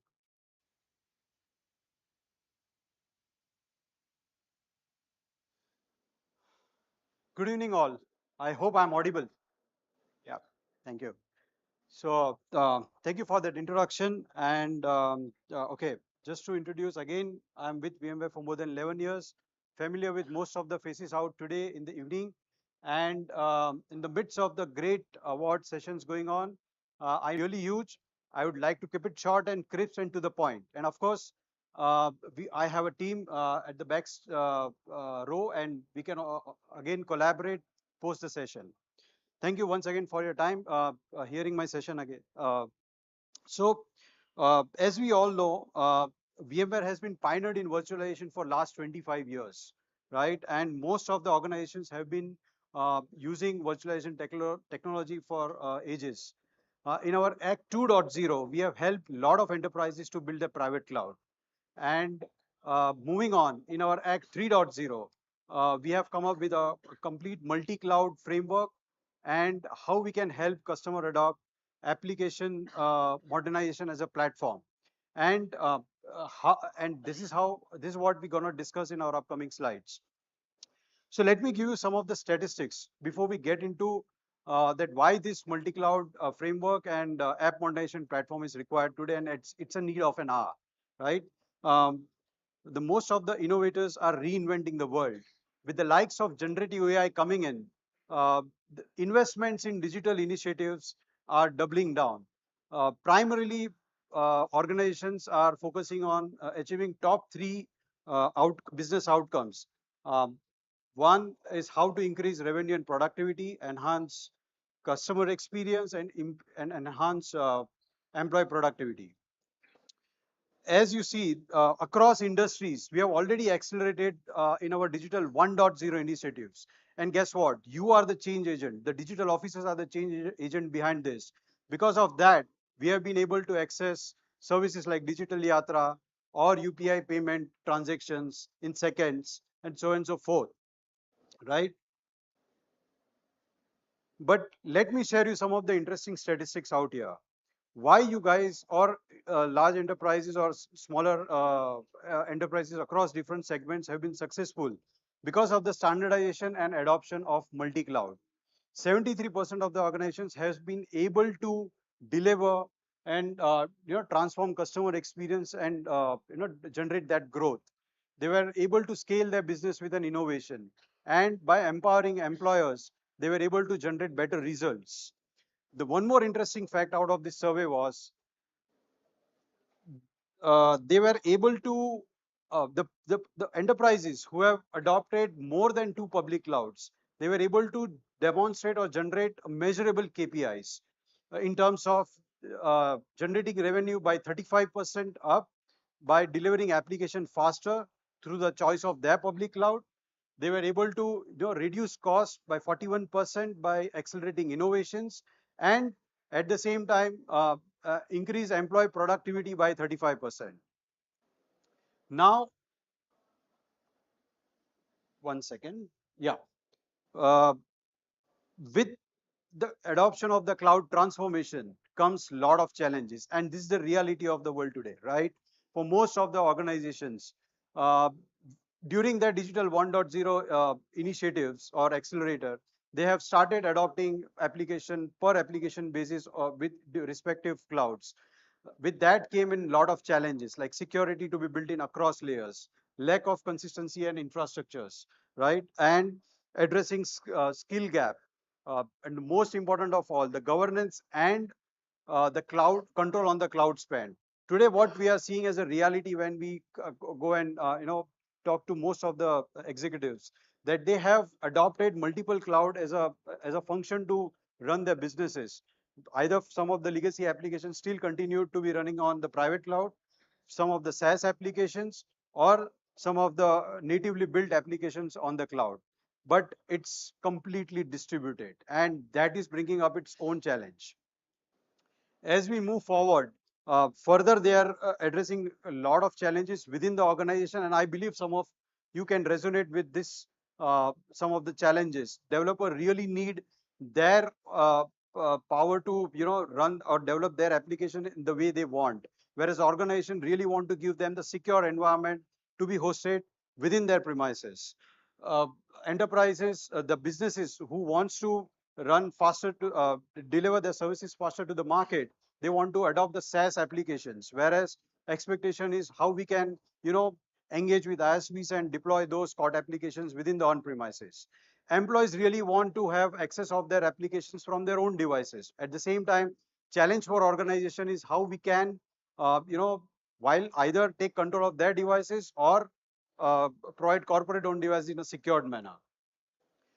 We at VMware are here to help you how we can bring either or instead of that and make it as an end platform and give a complete freedom and control of choice to the organization. And with that, we have introduced beyond our virtualization private cloud, and the next level of innovation what VMware has brought in is VMware cross cloud services.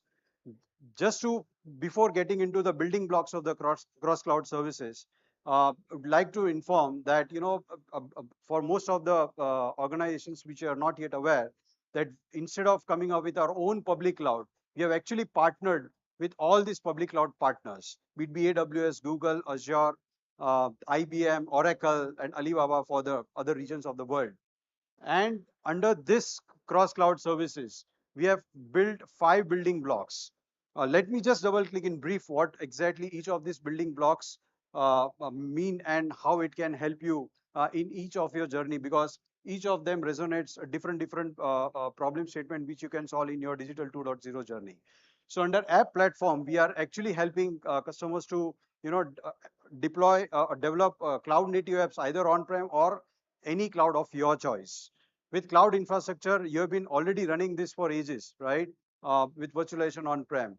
But the same experience by partnering with all these public cloud service providers, you can stretch your vSphere across the virtualization layer and have a consistent infrastructure running across. With cloud management portal, the most important and the unique value proposition what it brings in is it helps you not only monitor and manage the performance of your application, but also it can help you give you the cost comparison of the instances what you either run on-prem or you run it on the choice of your public cloud. With security and networking, we have been able to establish that zero trust layer built into our kernel hypervisor, right from data center to the edge. And with that, it has helped organizations to deliver applications securely and access from any device in a most secure manner. And last but not the least is anywhere workspace one.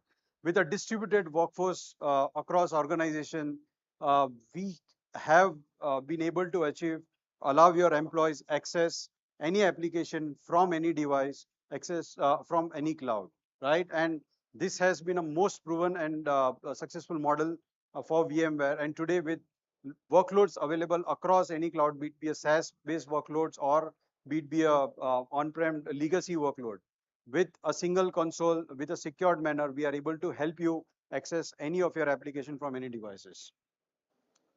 So what it means for all of us, under each of this building block, we have portfolio of services.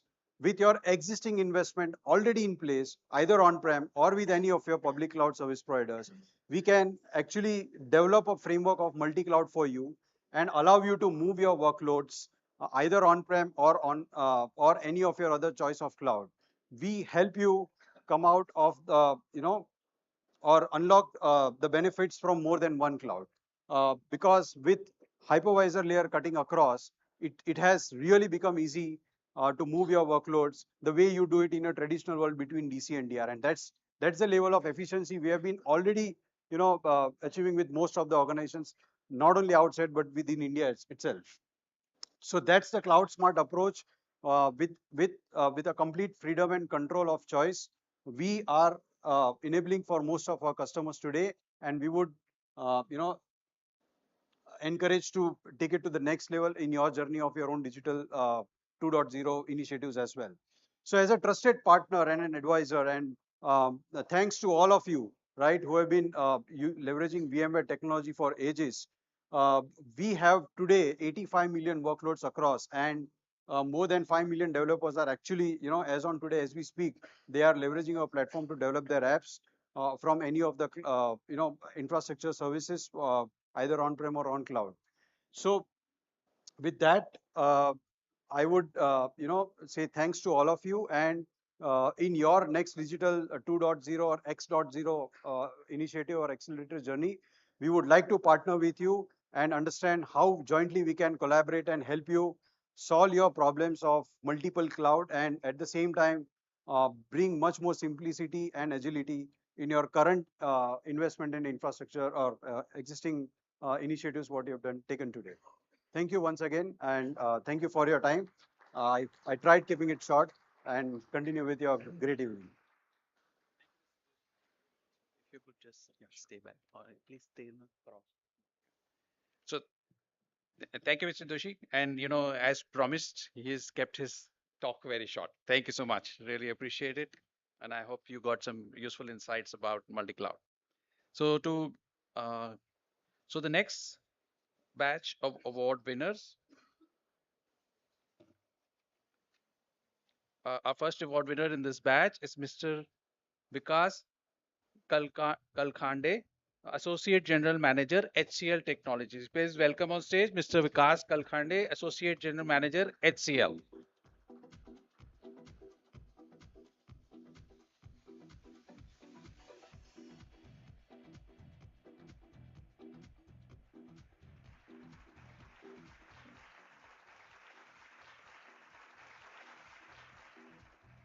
Our next award winner is Guneet Kalra, Deputy General Manager, IT, L&T.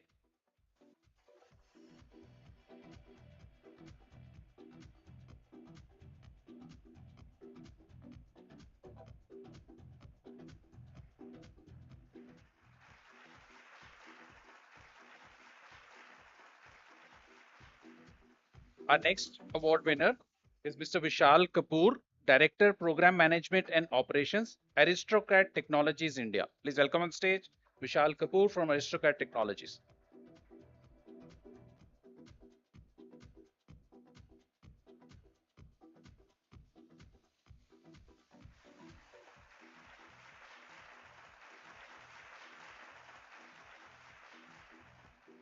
Coming up next to receive his award is Mr. Uday Bhaskar Karupathu, Deputy General Manager, Aurobindo Pharma. Please welcome on stage Uday Bhaskar Karupathu from Aurobindo Pharma.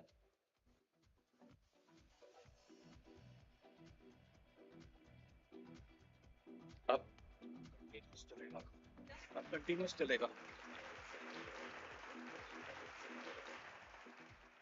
Our next award winner is Mr. Srinivas Rao Kodukula, Assistant General Manager, Aquarel India. Please welcome on stage Srinivas Rao K from Aquarel India.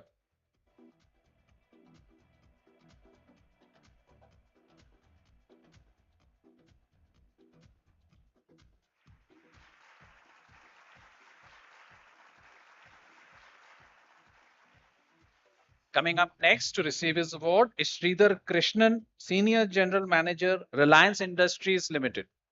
Mr. Sridhar Krishnan from Reliance Industries Limited.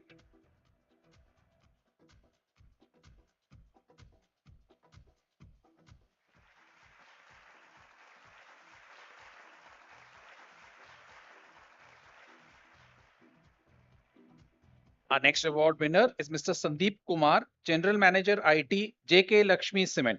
Please welcome on stage Sandeep Kumar from JK Lakshmi Cement.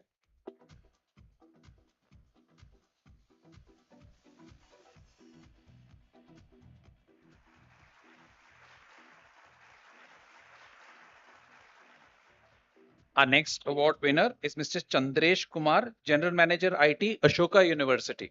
Please welcome on stage Mr. Chandresh Kumar from Ashoka University.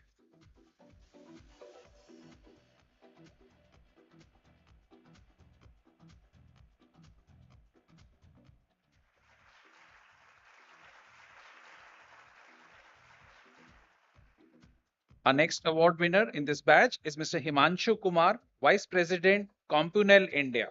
Mr. Himanshu Kumar from Compunel India.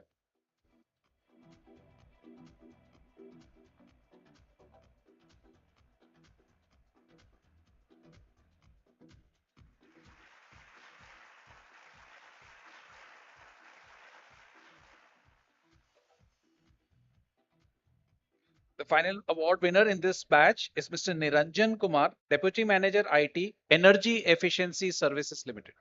Please welcome Mr. Niranjan Kumar from EESL.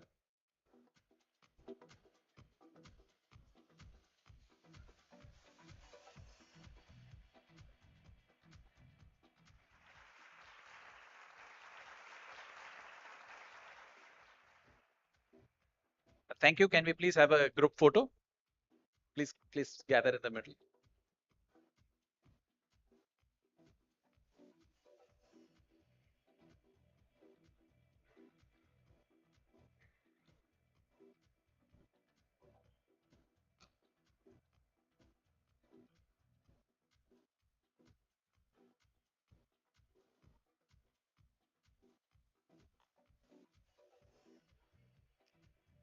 Thank you, Mr. Doshi.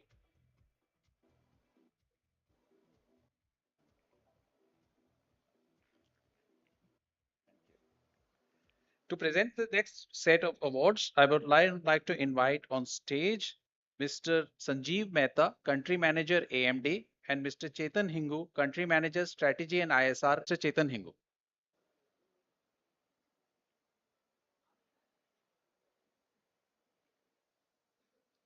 Welcome, Sanjeev. Welcome, Chetan. Yeah, if you could stand, we can get the photos. Yeah. Our next award winner is Mr. Mayank Maini, Senior Application Analyst, Mahindra Digital. Please welcome on stage Mr. Mayank Maini from Mahindra Digital Engine.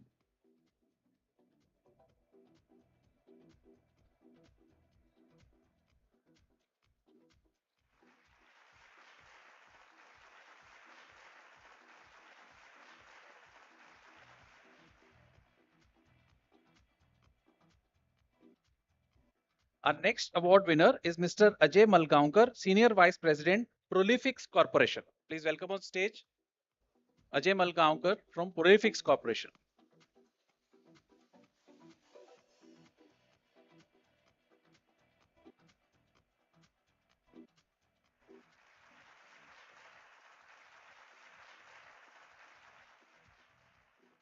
Our next award winner is Mr. Kamal Kumar Mehta, Head IT, Gujarat Ambuja Exports. Please welcome on stage Kamal Kumar Mehta from Gujarat Ambuja Exports.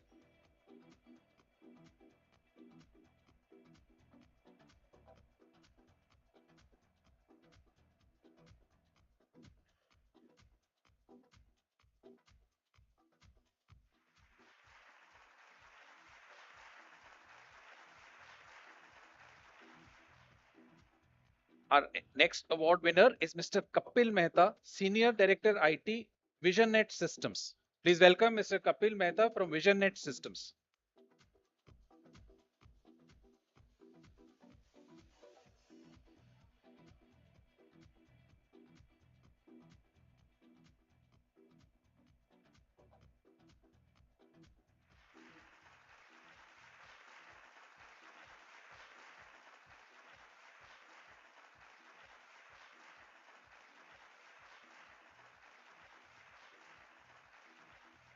Coming up next is Mr. Rahul Margu, Vice President IT, Markets and Markets Research. Please welcome Mr. Rahul Margu from Markets and Markets Research.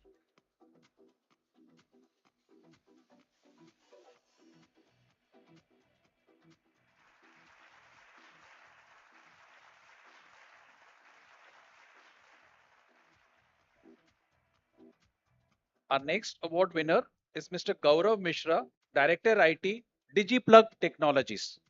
Please welcome on stage Mr. Gaurav Mishra from DigiPlug Technologies.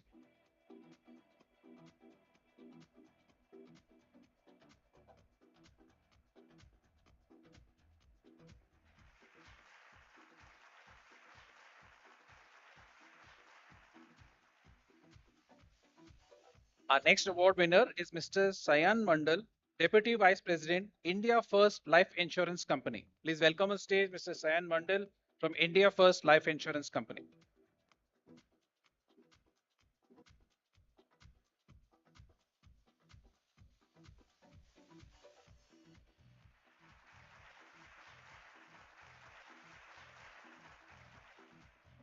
Our next award winner is Mr. Gagandeep Pava, Product Manager, Cloud and Application Security, Salesforce.com India.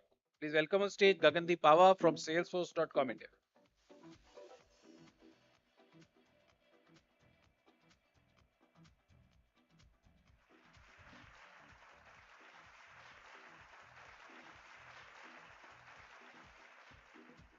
Our next award winner is Monica Pavanda, Senior Manager, Aristocrat Technologies India. Please welcome on stage Ms. Monica Pavanda from Aristocrat Technologies India. Can we have a round of applause, please?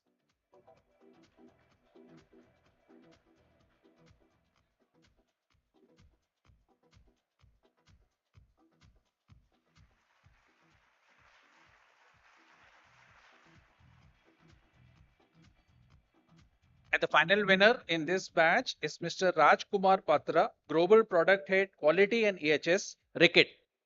Please welcome on stage Mr. Raj Kumar Patra from Ricket.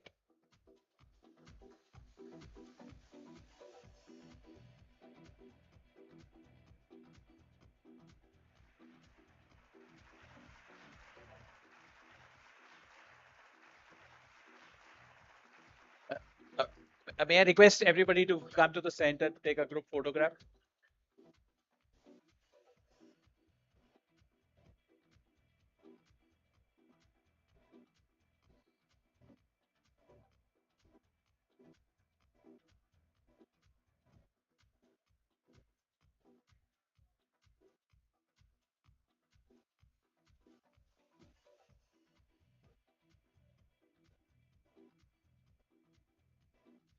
Uh, Thank you, Mr. Mehta. Thank you, Mr. Hingu. Thank you, Mr. Mehta. Thank you, Mr. Hingu. To give away the next set of awards, I'd like to invite on stage Mr. Vikas Gupta, Director 9.9 Group and Publisher IT Next. Please welcome him on stage, Mr. Vikas Gupta. The first winner in this batch is Mr. Ulhas Pinge, Senior Manager, Genpact. Please welcome on stage Mr. Ulhas Pinge from Genpact.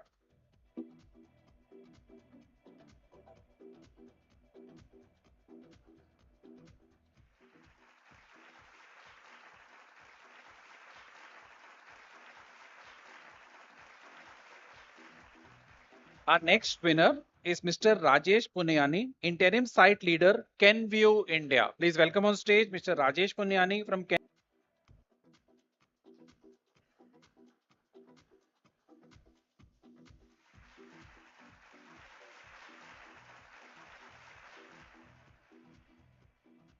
Our next winner is Mr. Gaurav Rai, Associate Vice President, Bennett Coleman and Company Limited. Please welcome on stage Mr.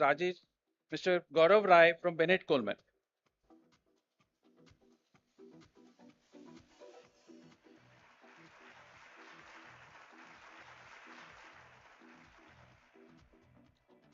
Coming up next to receive his award is Mr. Archit Rajesh, General Manager IT and Group CISO, Team Lease Services.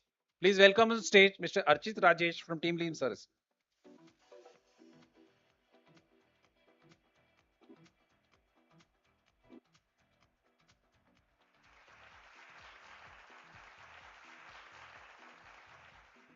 Coming up next to receive our award is Ms. Geetika Rajpal, Head IT, AB Mori, India. Please welcome on stage Ms. Geetika Rajpal from AB Mori, India.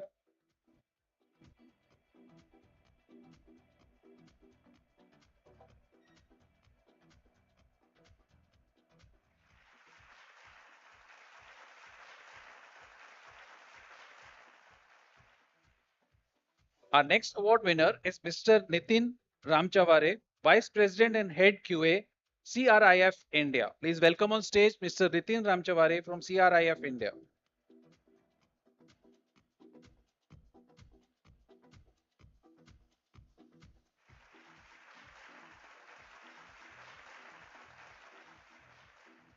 Our next award winner is Mr. Chetan Rana, Program Manager, Microsoft IDC. Please welcome on stage Mr. Chetan Rana from Microsoft IDC.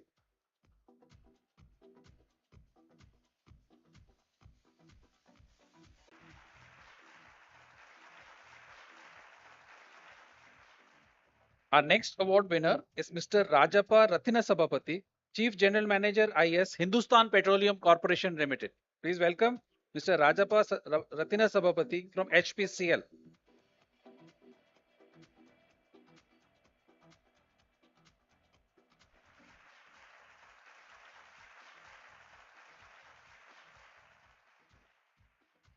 Our next award winner is Dr. Sivananda Reddy, Vice President, ANZ Support Services India.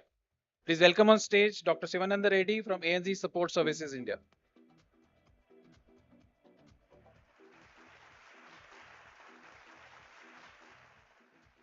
The final winner in this batch is Mr. Samir Rilan, Senior Manager and India Leader, Rackspace. Please welcome on stage Mr. Samir Rilan from Rackspace.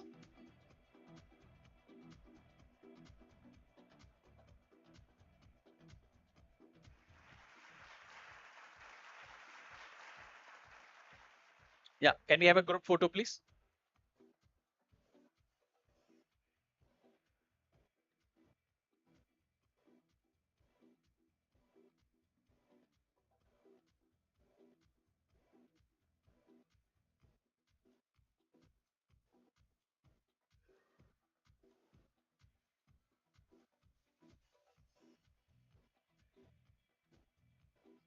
Thank you, Mr. Gupta. To give away the next set of awards, I would like to invite on stage Mr. Jatinder Singh, Executive Editor, CIO&Leader. Please welcome on stage Mr. Jatinder Singh, Executive Editor, CIO&Leader.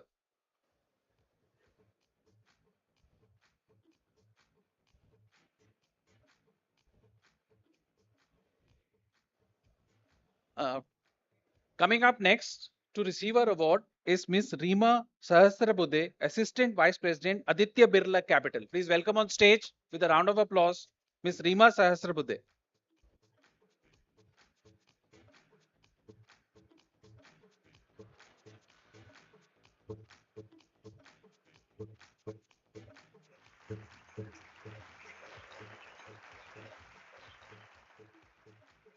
Our next award winner is Mr. Dakshinamurthy Segar, Deputy General Manager, Ashok Leyland.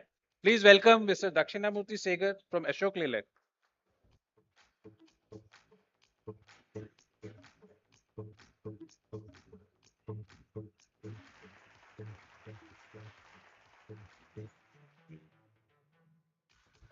Our next award winner is Ms. Neha Shah, Head Digital Assets, SBI General Insurance. Please welcome on stage Ms. Neha Shah from SBI General Insurance.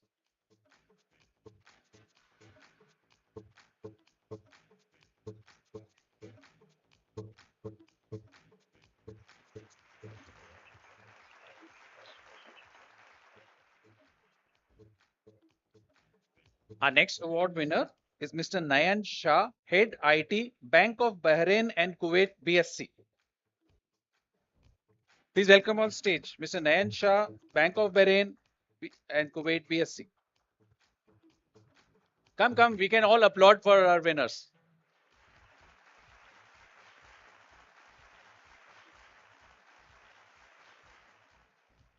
Our next award winner is Mr. Akash Shastri, Senior Program Manager, Hippo Stores Technology. Please welcome on stage Mr. Akash Shastri from Hippo Stores Technology.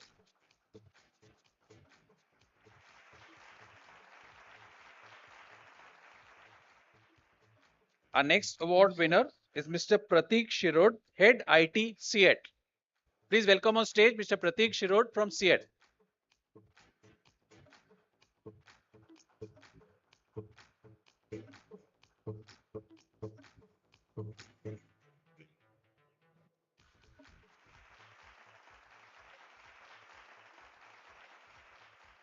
Our next award winner is Mr. Shantanu Singh, Deputy Manager, BHAL. Mr. Shantanu Singh from BHAL. Please, can we have a round of applause, please? I know you are all tired, but still.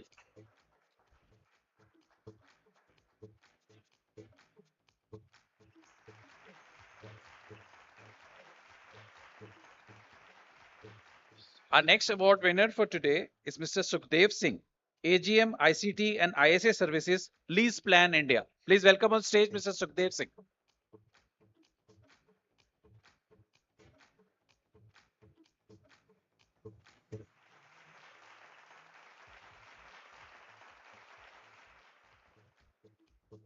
Our next award winner in this batch is Mr. Devesh Singh, Manager IT, Dabur India. Please welcome on stage Mr. Devesh Singh from Dabur India.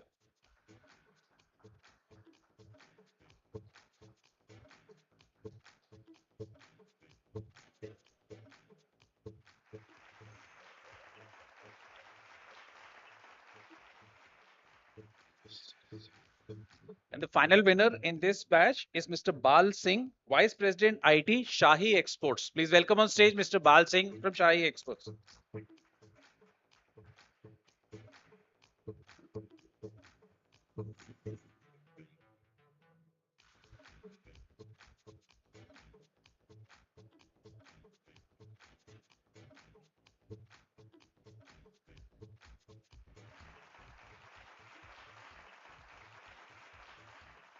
Yeah, can we have a group photograph, please? If you could all come to the center.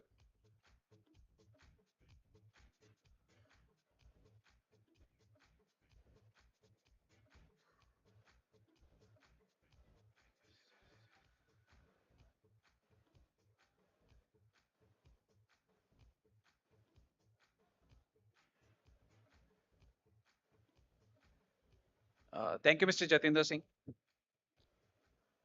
To go away the final batch of awards tonight, I call upon the stage Mr. Sachin Mashilkar, Executive Director, CIO&Leader. Please welcome on stage Mr. Sachin Mashilkar from CIO&Leader.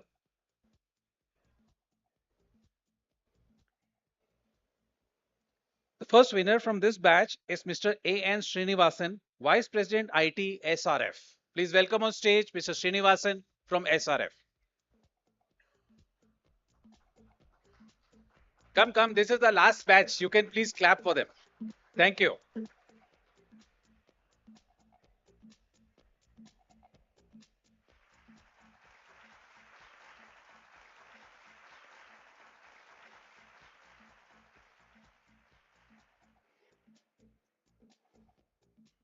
Our next winner is Mr. Neeraj Srivastava, Senior Manager IT, Blink Commerce. Please welcome on stage Mr. Neeraj Srivastava from Blink Commerce.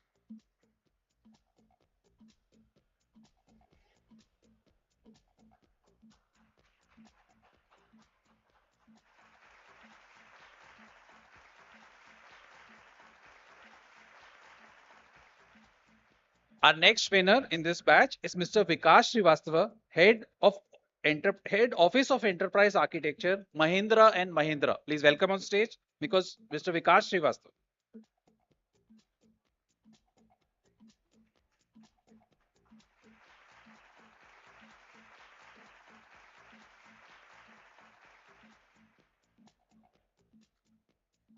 Our next winner is Mr. Keyur Thakkar, Head IT and Systems, Best Value Chem. Please welcome on stage Mr. Keyur Thakkar from Best Value Chem.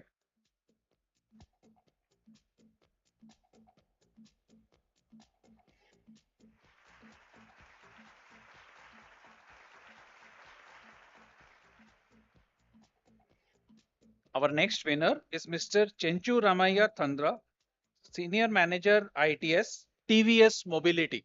Please welcome on stage Mr. Chenchu Ramaya Thandra from TVS Mobility.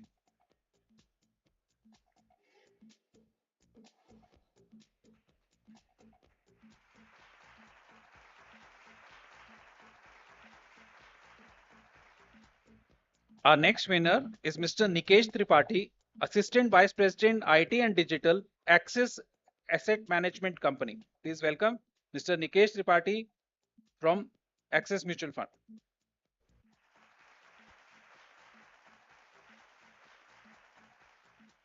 Vesh, Assistant Nikesh Sugar Industries.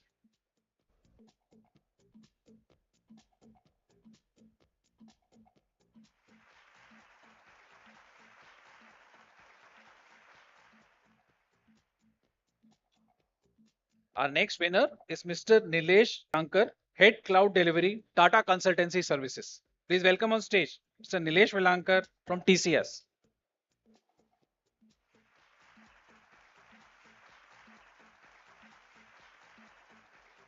Mr. Shankar Venkatesan, Head IT, Avalon Technologies. Please welcome on stage Mr. Shankar Venkatesan from Avalon Technologies. Please give a big round of applause for his patience also.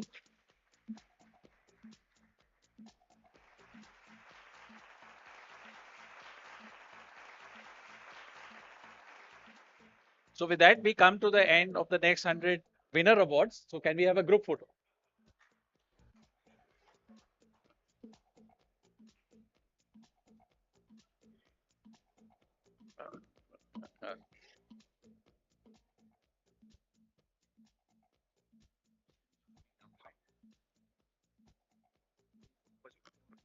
Uh-huh.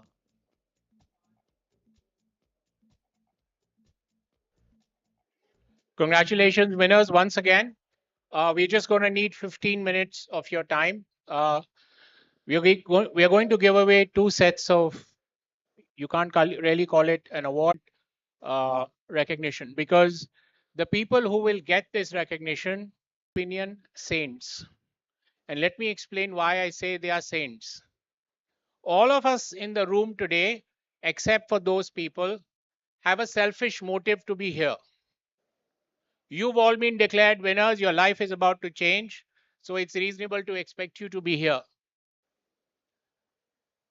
My partners are here because they get an opportunity to engage with all of you and all the CIOs. So it's reasonable to expect them to be here. We are, of course, financially benefiting from the entire exercise. So we are here, right?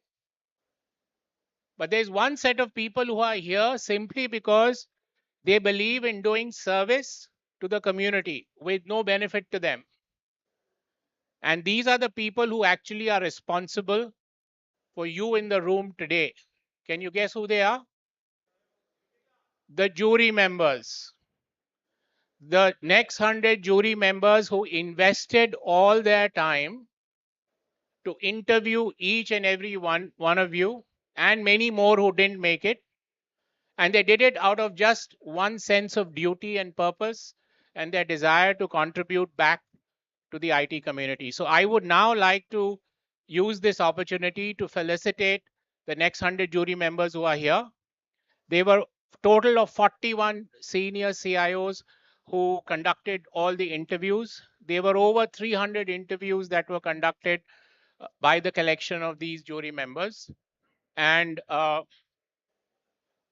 I mean, it went through several rounds of discussions before the final 100 was decided. So without further ado, I would now like to invite some of the jury members who are here with us today to come on stage, starting with Chitti Babu Atreya Purappu.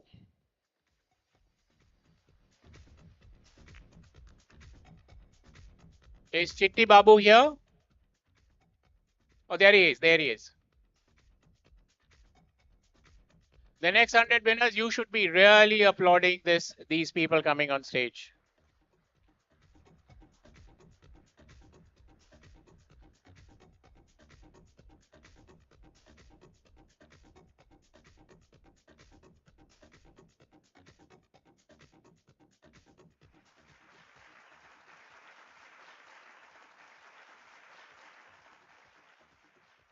Kostab Dabral.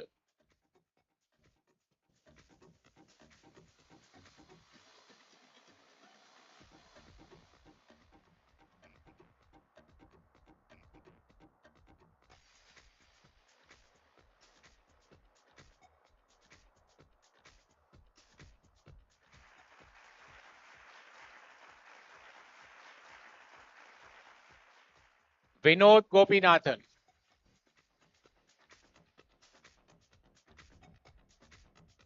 Guys, let's see some energy.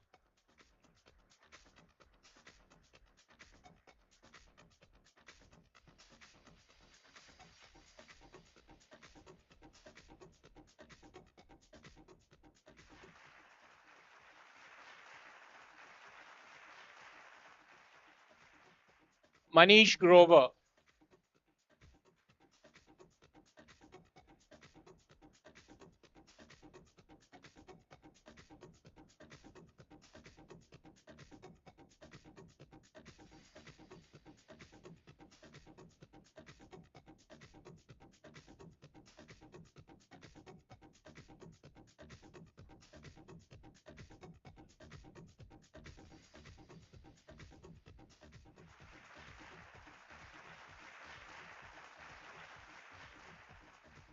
Vinod Khode.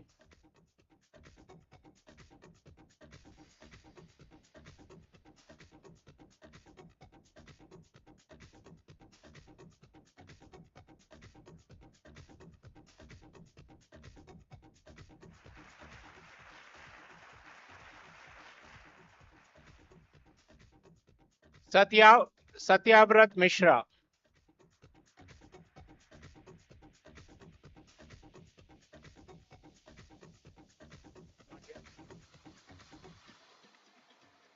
Are you here, Satyavrat? No, I think he's probably stepped out for a second. Uh, Mr. Rupesh Nayan.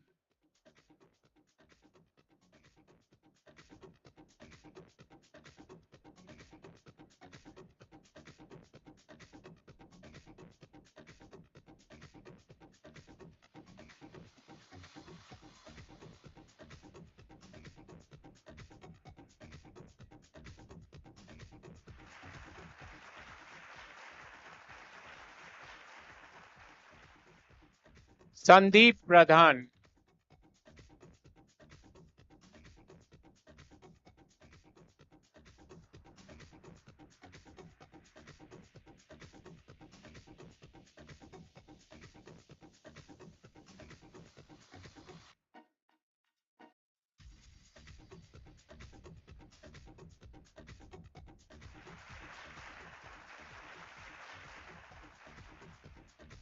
Rajiv Pradhan.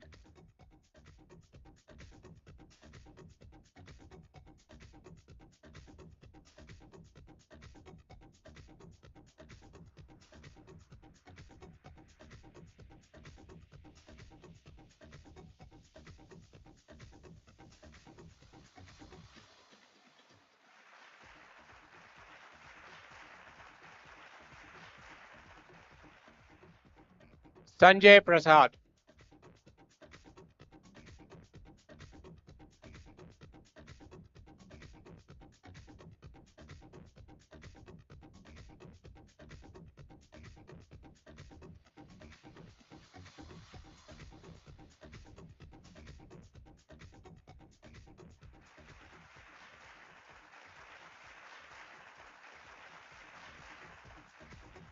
Pushkar Rege.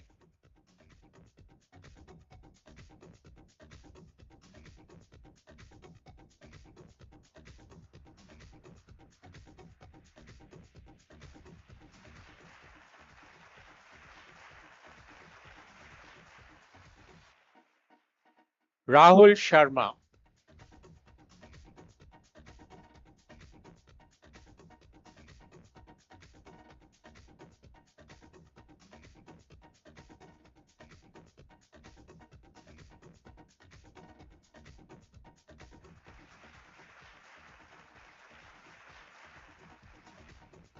Chetan Trivedi.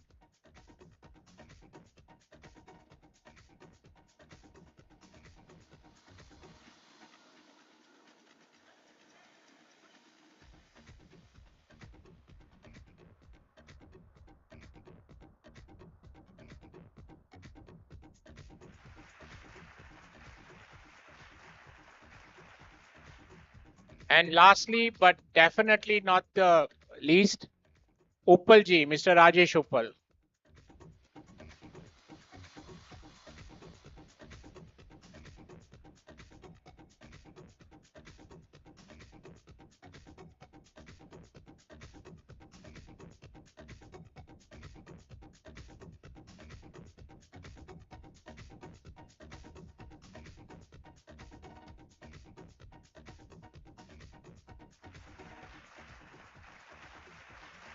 A big round of applause for the next 100 jury. Come on, next 100 winners.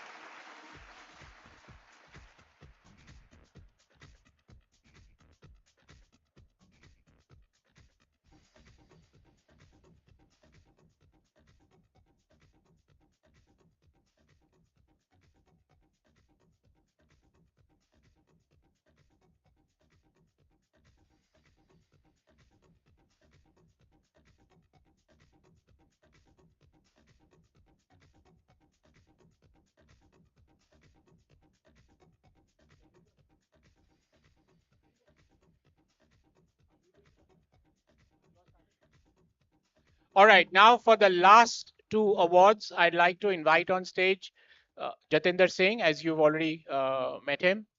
Jatinder.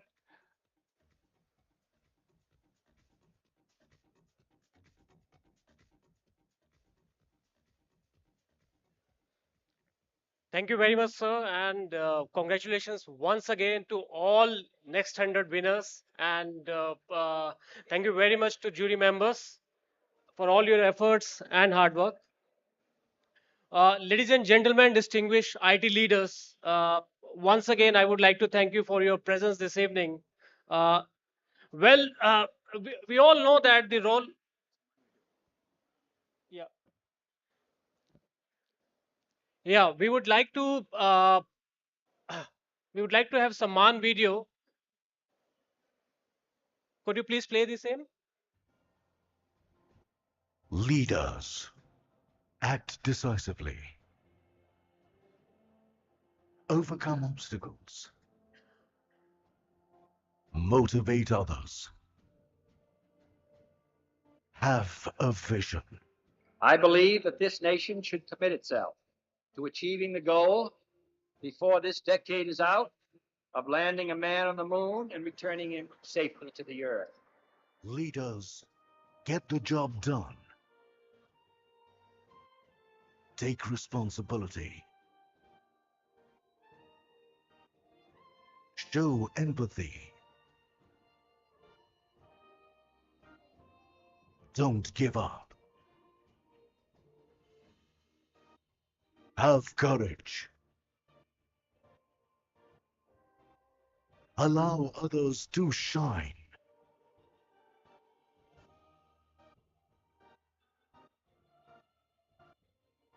Selflessly serve the community. Lead by example. And most importantly, inspire others to become leaders. We are proud to honor such leaders with CIO and Leader Samman.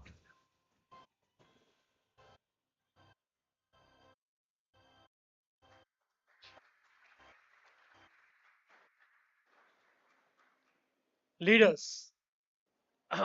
each each one of us strive to become a leader, but leader in true sense not just focus on building their own careers, but they are also someone who basically create change and create values within their system, and of course prepare leaders for tomorrow.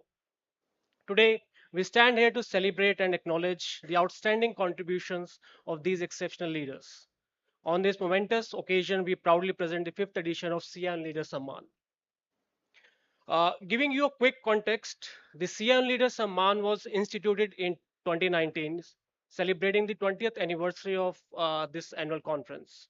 Its purpose is to pay tribute to veteran CIOs who have exemplified remarkable leadership and excellence throughout their careers. Unlike conventional awards, this Samman goes beyond mere recognition. It's a heartful gesture to honor the extraordinary achievements of these illustrious leaders.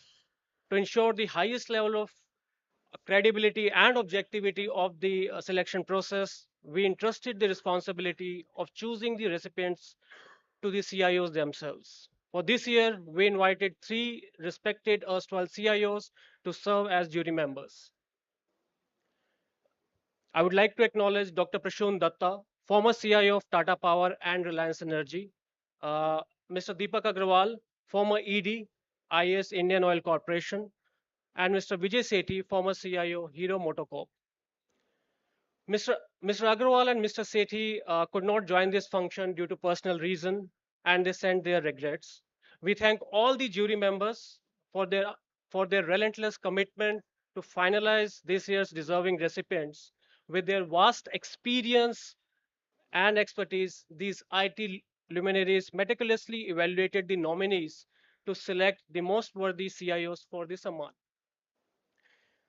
The jury followed a comprehensive methodology in their selection process, considering criteria such as length of their professional experience, professional achievements, and industry contributions.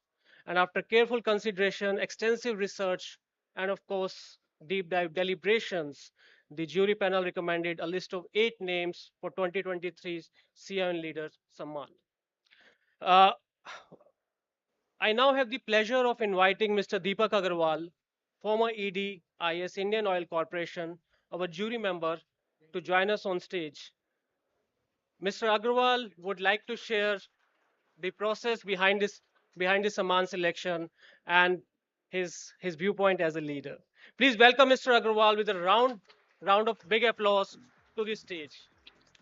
Okay, just a brief introduction because he will not say it, I will say it. Deepak is a Next 100 winner from the very first batch in 2010. So after becoming a Next 100 winner, he became a Next 100 jury.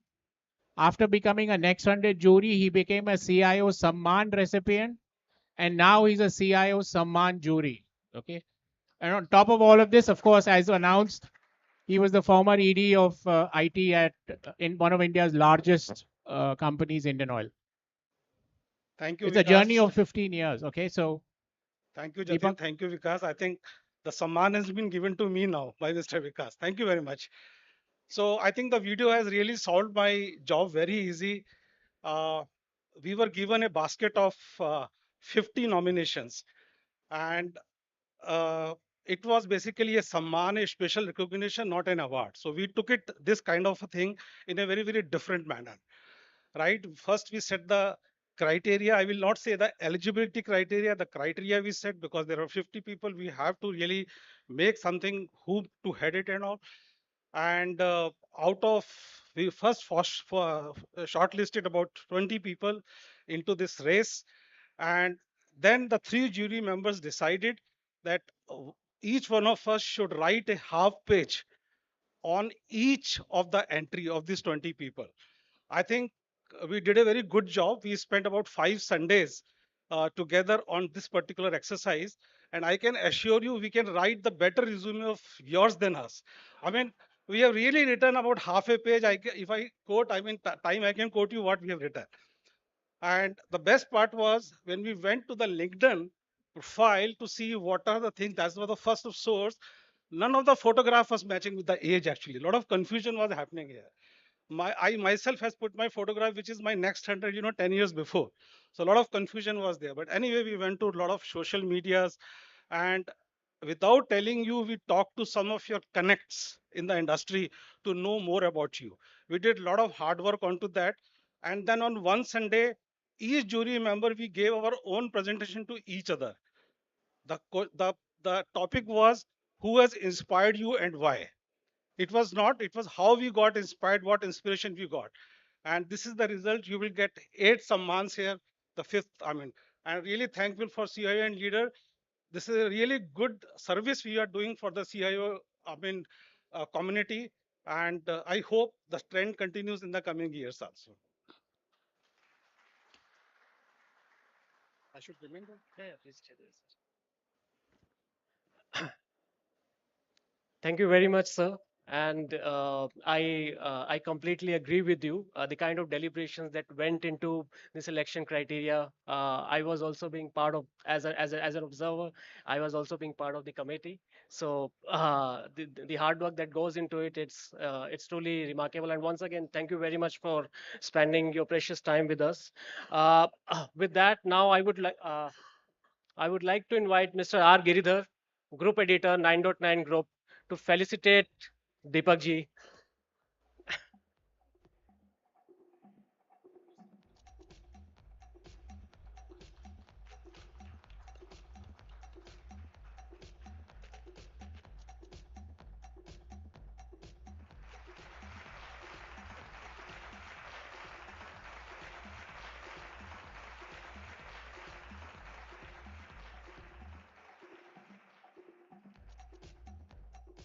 Ladies and gentlemen, a big round of applause because they are the gurus of the industry.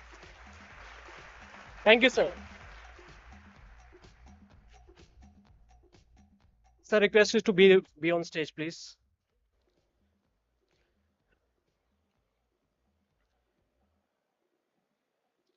So we'll begin our felicitation ceremony for Saman recipients now. He's an industry veteran with an unparalleled oil and gas track record. With an extensive background in technology and a wealth of experience, he has earned a reputation as a transformative leader, demonstrating exceptional ability in management, strategic thinking, and team empowerment. An alumnus of IIT Roorkee, this leader possesses a rare blend of technical expertise and profound industry insights. This unique combination enables him to strike the perfect balance between visionary, long term goals and tactical short term objectives, leveraging IT as a powerful tool to impact the business in a significant manner. Under his leadership, Gale has redefined IT efficiency and effectiveness, becoming a front runner in the industry. He spearheaded the implementation of SAP ERP and introduced advanced solutions like mobility, RPA, and the first ever SAP gas management system in Asia. His visionary insights led to establishment a 24 into 7 cybersecurity operations center, significantly enhancing the organization's cyber resilience. His leadership style fosters an environment of growth and collaboration that empowers his colleagues to reach new heights. For his inspiring and exceptional leadership, active community participation, and invaluable contribution to the IT field, CIO&Leader is proud to honor Mr. Atul Rastogi, Executive Director IS GAIL, with the fifth CIO&Leader Samman. Can we have a big round of applause? Let's give a warm welcome to Mr. Atul Rastogi, ladies and gentlemen.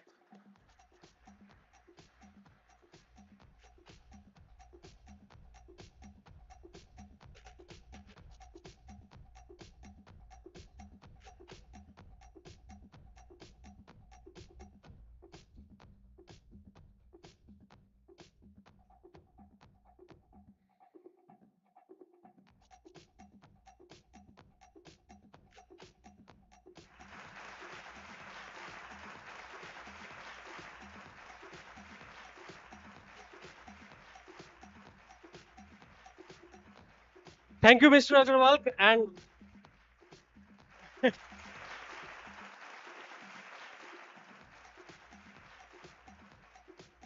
and congratulations, Mr. Rastogi, once again. Sir, would you like to share a few thoughts?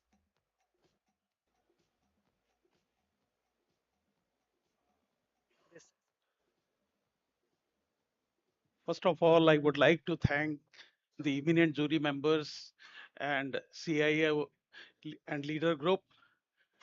This honor actually belongs to my team. Without their support and hard work, this would not have been possible. And I am really grateful, and I feel that I'm very lucky to have such a motivated and dedicated team with me.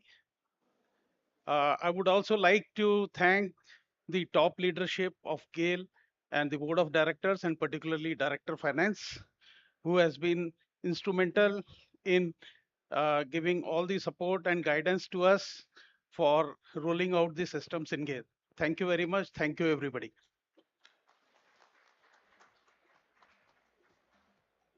Thank you very much, sir. Yeah, please. You can be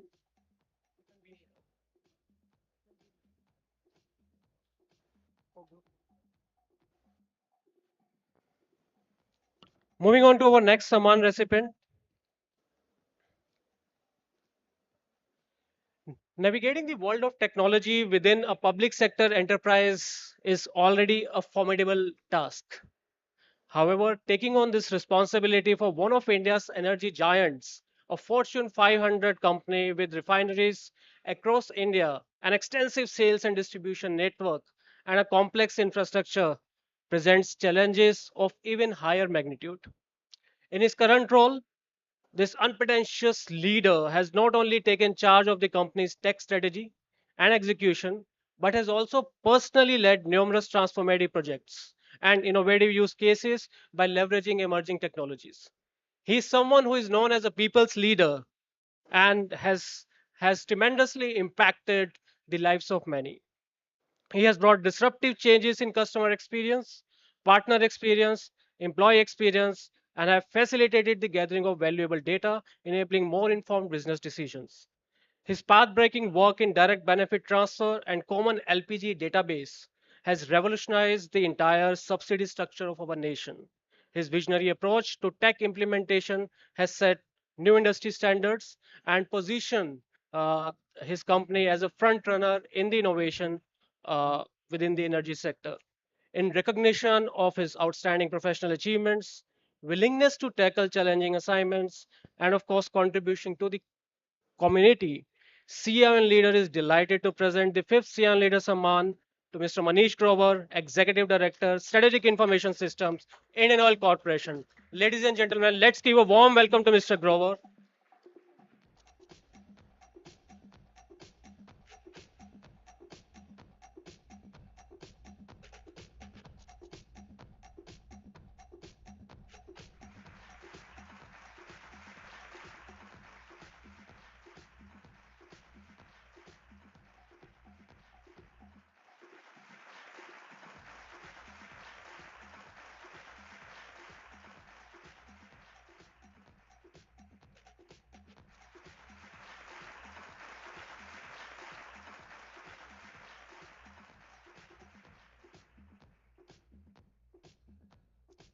Thank you, Deepak ji, and congratulations once again, Mr. Grover. We request you to share your thoughts about this. Thanks.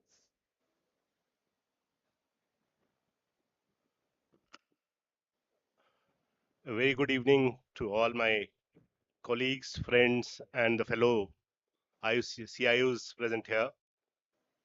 I stand here before you with deep sense of gratitude and truly humbled by this honor and being bestowed none other than by one of my gurus whom I have worked with early in my career. This kind of honor in front of all the people who have really worked very hard in the IT sector is really valuable to me. I have come into this field as a pure IT guy in the last 5 years, and before that, I have been a business guy. But that has been never been a negative feature for me while performing my duties here, because the job has become easier for me to deliver.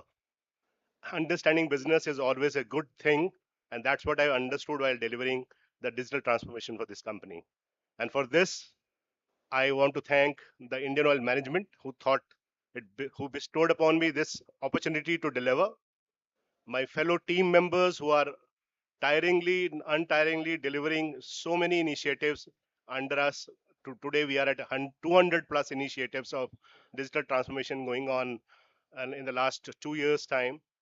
And obviously, all the people who have been and the tech leaders whom I interact and the way they have come forward and presented new ideas to us. For all of you, thank you so much, and thank you so much for having me here. Thank you.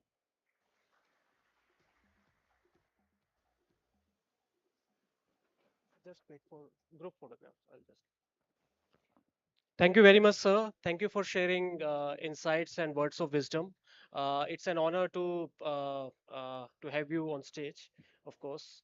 Uh, Unfortunately, a few Samman recipients could not join the Samman ceremony in person today due to some unforeseen personal or emergency reasons. However, we want to extend our heartfelt congratulations to all the awardees for their well-deserved recognition. Of course, not awardee; it's a recognition. Extremely sorry.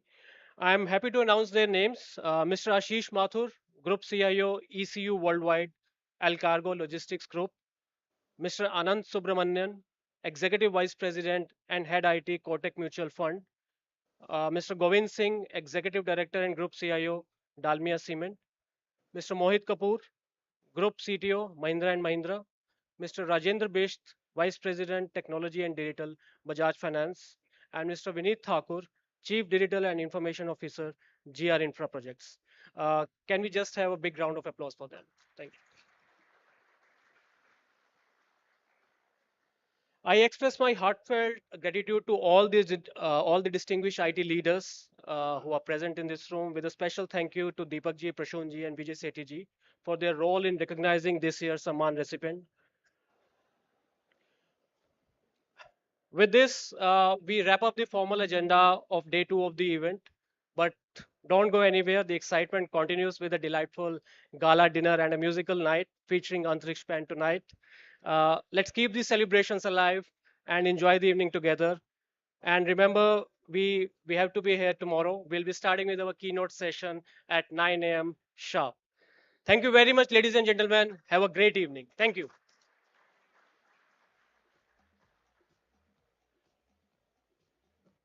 Thank you. With that, it's time actually to thank our partners uh, who invest with us and who trust that we bring this engagement and a program.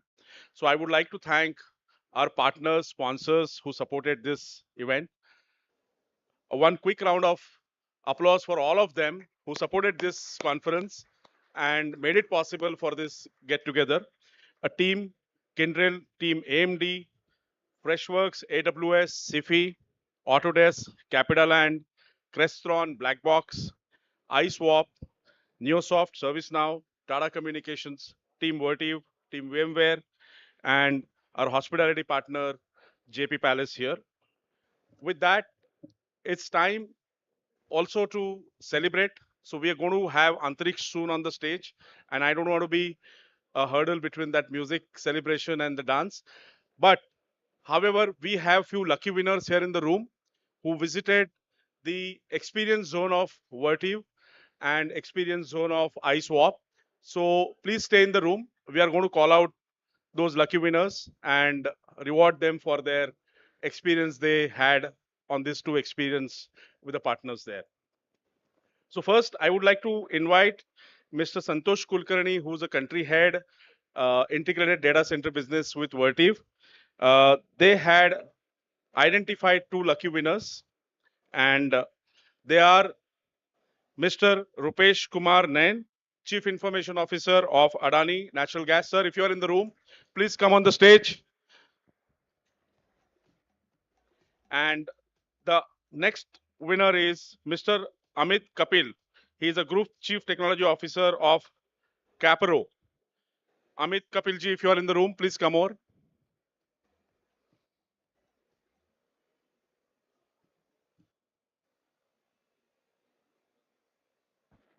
Hi, good evening, everyone.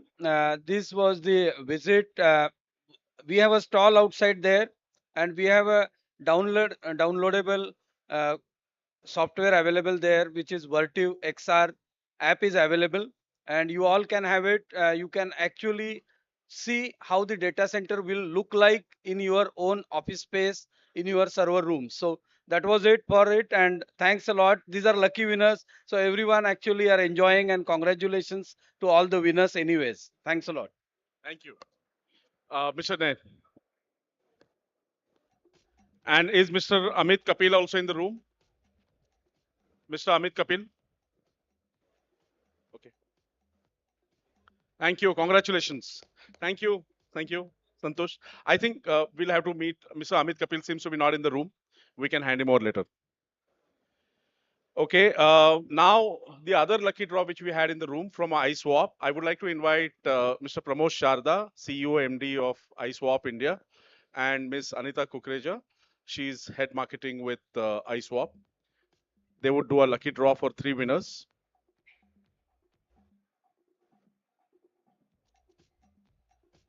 So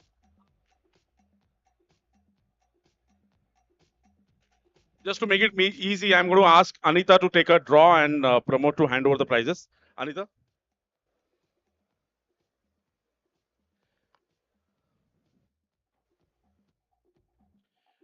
Mr. Vishal Jain, Head IT, Infra and Security, Del Monte. Vishal, are you in the room? Oh, I can see he's running here. Please come on the stage.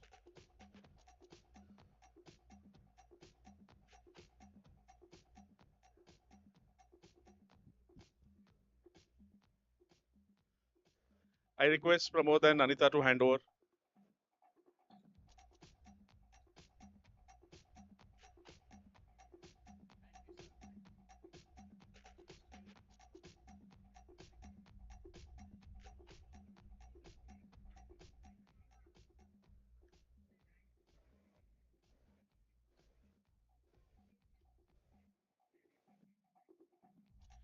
Mr. Bodhi Satya Bhattacharjee, General Manager Systems, Naresh Kumar and Company. Is Mr. Bodhi Satya here in the room? Oh, he is there. Okay.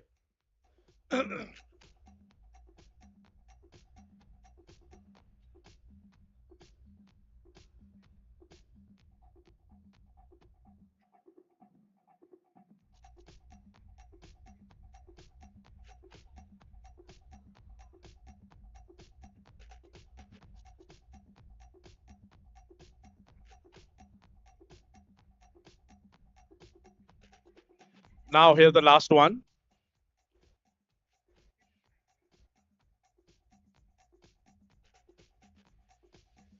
Mr. Raghunatha Reddy, Executive Vice President, Information Technology with UTI Mutual Fund. Raghunathji, are you in the room? Is he there? Okay, okay.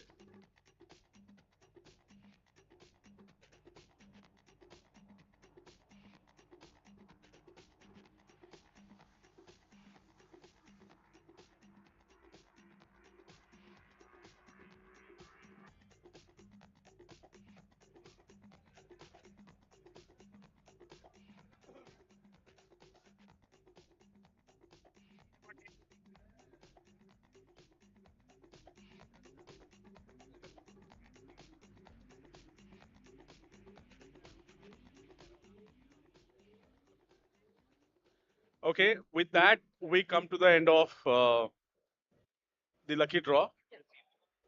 Yeah, thank you. And the bowl is here. Thank you so much, guys. 9.9 Media, it's been a wonderful, event from you guys. Anybody looking for an alternative to Microsoft 365 and Google Workspace, please contact Icework. Thank you. Thank you, Next Pramod. 100 Thank you, Anita. winners, you can collect the box for your trophy. It's a very heavy trophy. Make sure you collect the box and your certificate of winning from the registration desk in about 10-15 minutes from now. The next 100 registration desk where you registered this afternoon, you'll get the box for your trophy as well as the certificate. Thank you. Thank you, Vikas. Mr. Amit Kapil seems to be here. May I request Mr. Amit Kapil to come here and receive his prize from Vertiv? Ajay is here from Vertiv to present him.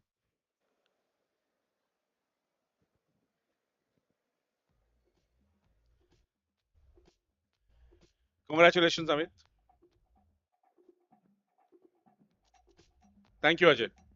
With that, we come to the end of the celebration. And again, once again, congratulations to all the winners, all the delegates who made it here. Thank you. See you tomorrow morning. Thank you.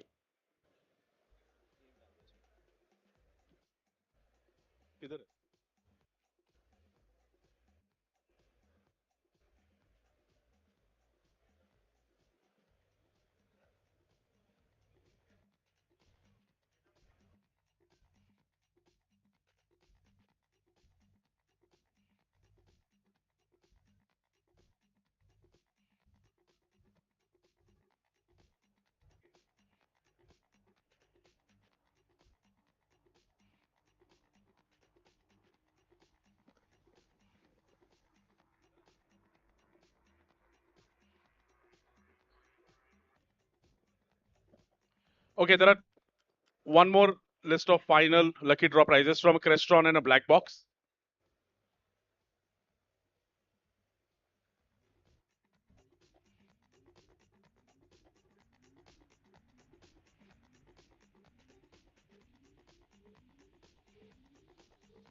So I'm going to ask Team Crestron to just identify two lucky winners here.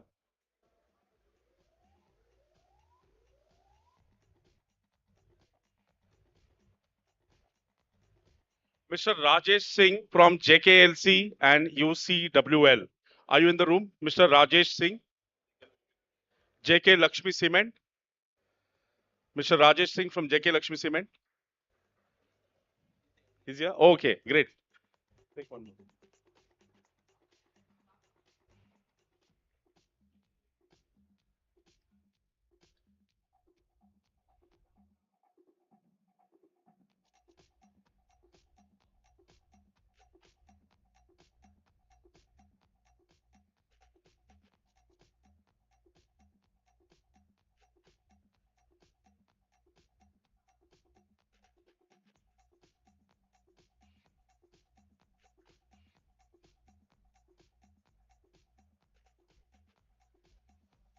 Mr. Pushkar Rege from UPL. He's the next lucky draw winner from Black Box and Crestron. Mr. Pushkar Rege, are you in the room? Yeah, he's there.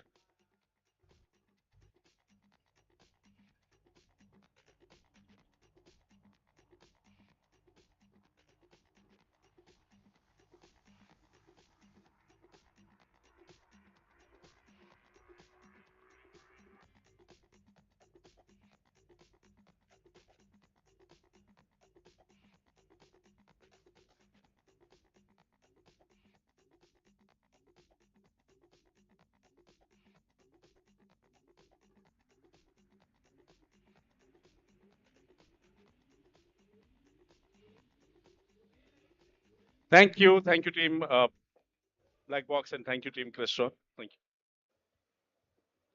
May I request team Antrix to come and perform now?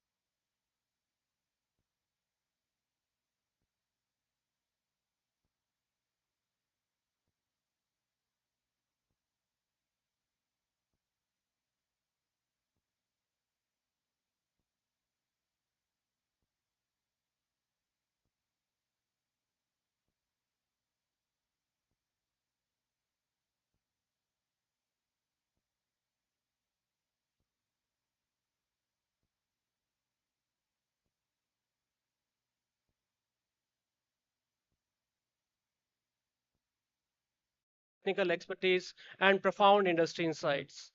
This unique combination enables him to strike the perfect balance between visionary long term goals and tactical short term objectives, leveraging IT as a power.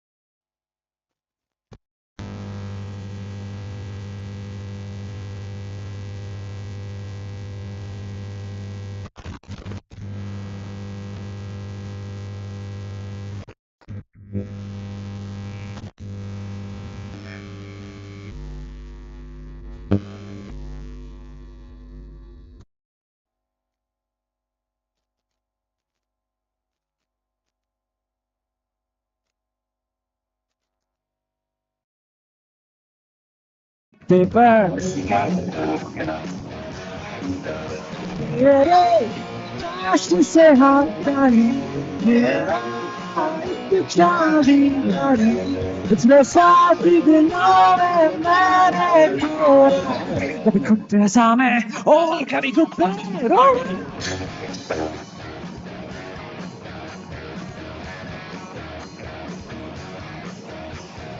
मेरी खड़ी प्यारी थी मुझे बड़ी Chain packet, made and jacket. Oh, one day, magic dances. And I restaurant dances. Yes, I you know it.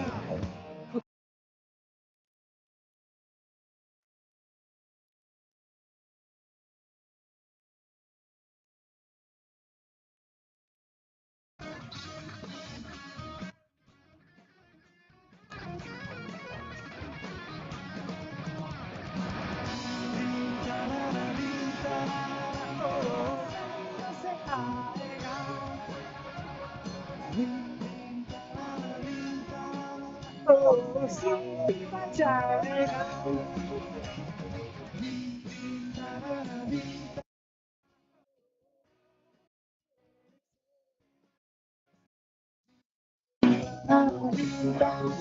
Oh, chocolate.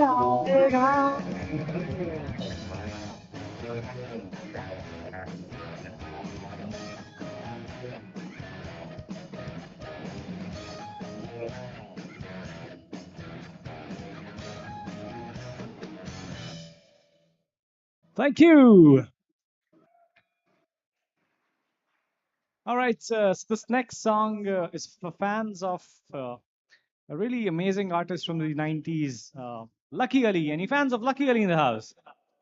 All right, fantastic. I'm going to need your help. It'll be wonderful if you guys can sing along. You know what tune this is. It's one of the most iconic tunes. Oh, Sanam. Let's do it.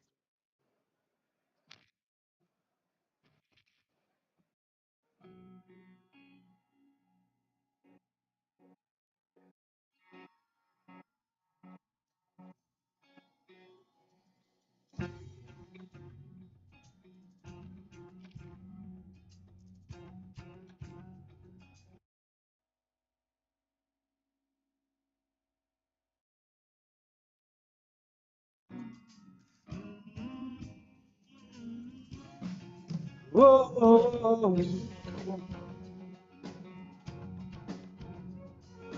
शाम सवेरे यादें आती हैं आके दिल को तेरे यूं तड़पाती हैं ओ सनम मोहब्बत की कसम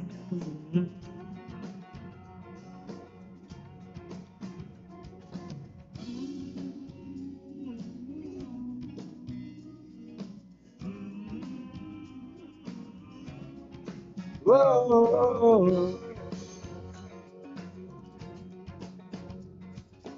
मिलके बिछड़ना तो दस्तूर हो गया यादों में तू भी मजबूर हो गया ओ सनम तेरी यादों की कसम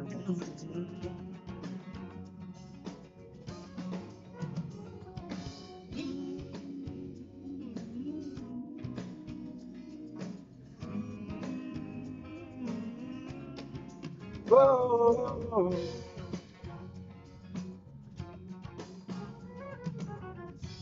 ऐसा कि दिल है खिलौना जाना है क्या है दिल का पैगाना नजरों से यूं हमको गिराना पर भी गए तो भूल ना जाना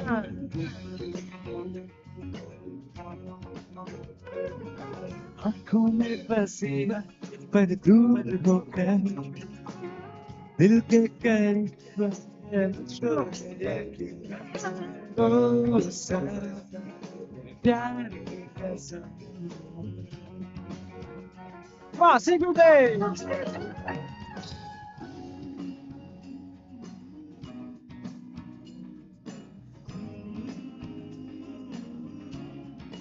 Whoa.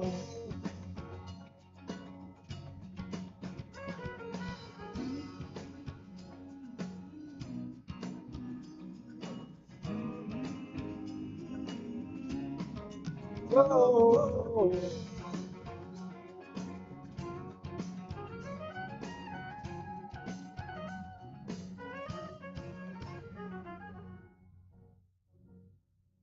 Thank you. Thank you.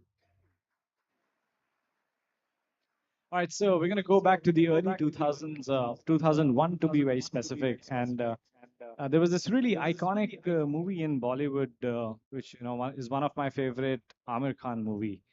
And again, this is really an iconic track, and I'm sure you guys have heard this. So yeah, please sing along. This one's called Dil Chahta Hai.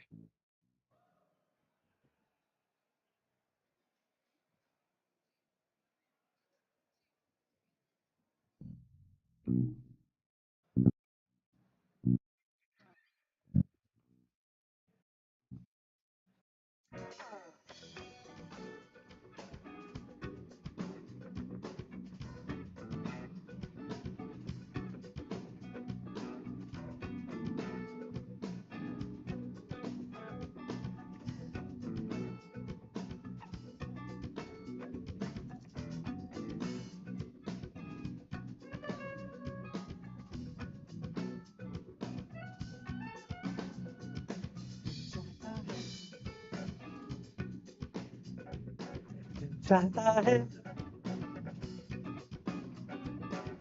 चाहता है चाहता है चाहता है कभी ना बीते चमकी रहने चाहता है हम ना रहे कभी रुके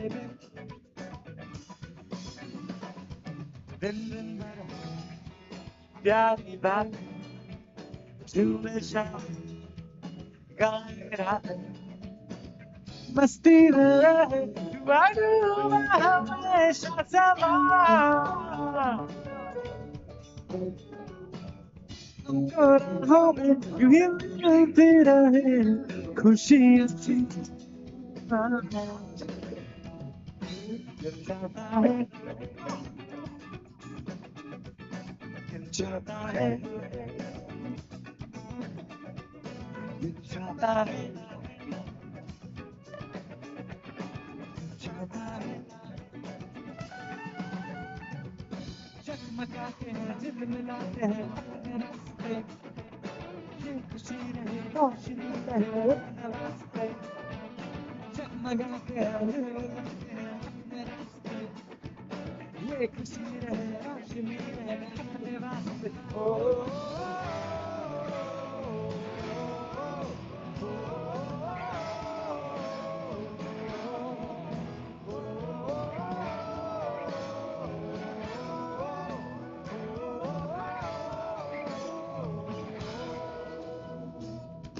जहाँ रुके हम जाए जाए जो हम चाहे वो हम पाए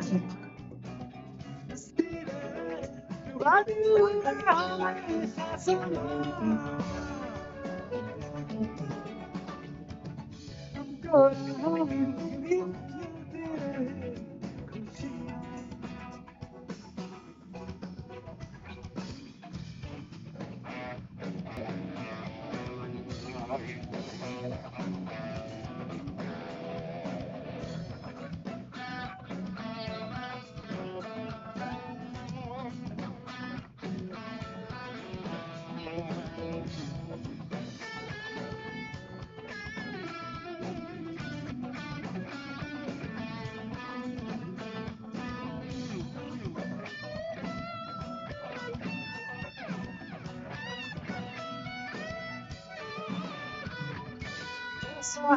जब ये सफर है सफर की बेखबर है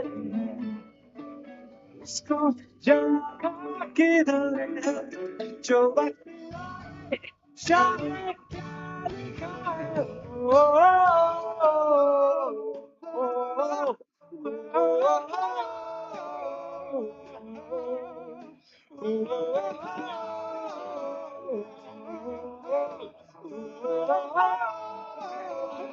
Sing with us.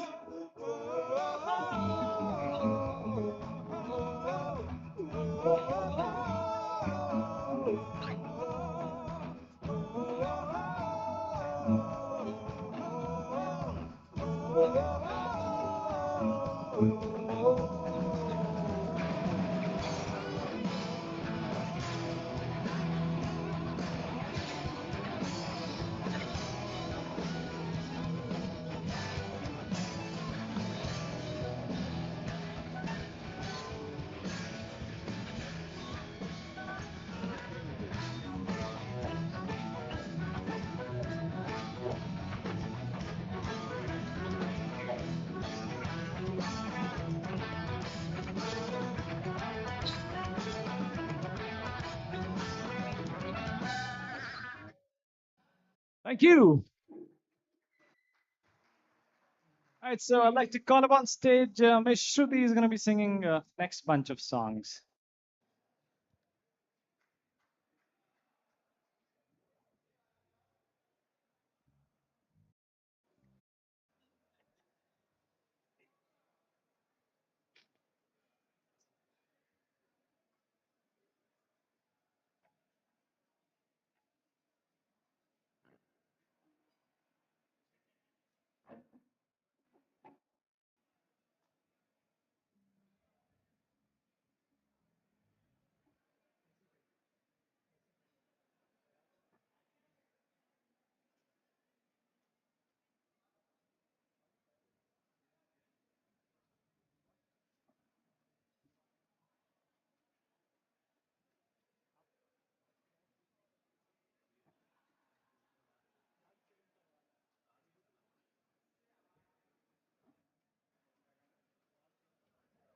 All right, everybody. So the first song I'm going to be singing is this beautiful number. It's called Kaisi Paheli. I hope you all like this one. Enjoy.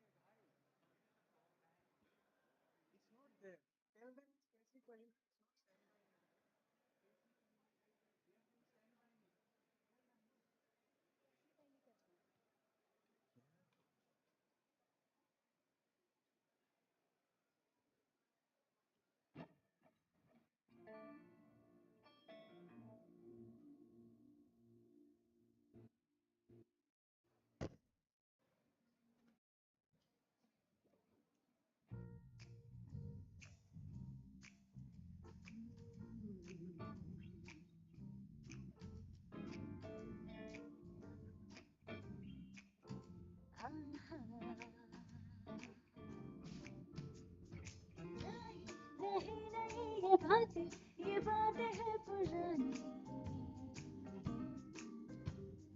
कैसी पहेली है ये कैसी पहेली जिंदगानी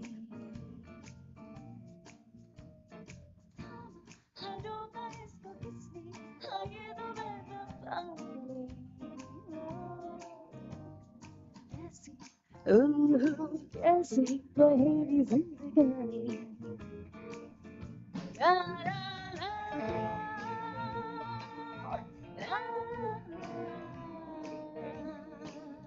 zoom zoom zoom zoom zoom zoom zoom zoom zoom धीरे से इस मेरी नशा जिसने पिया वो हमें भी पल में हंसा और पल में रुलाएगा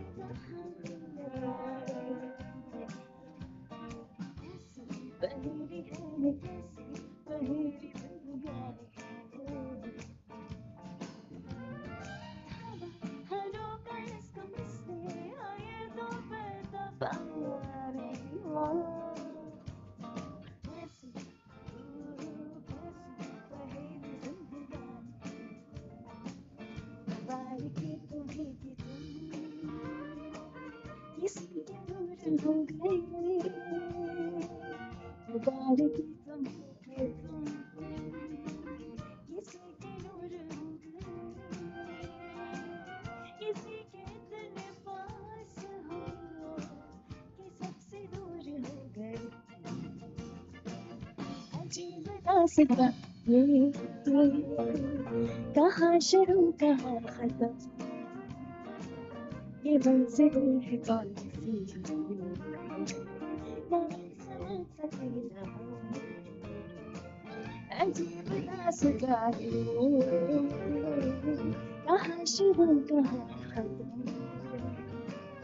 ये मंजिलें है कौन सी ना समझ सके ना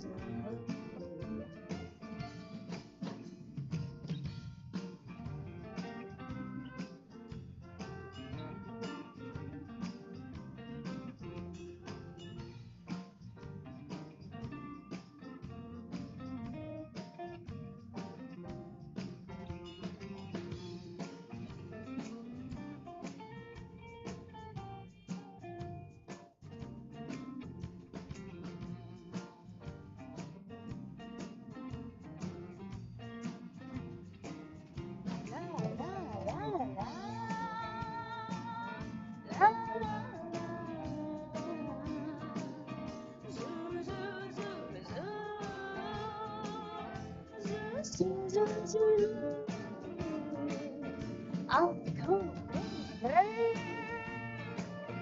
सपना आंसू मेरा एक मोती है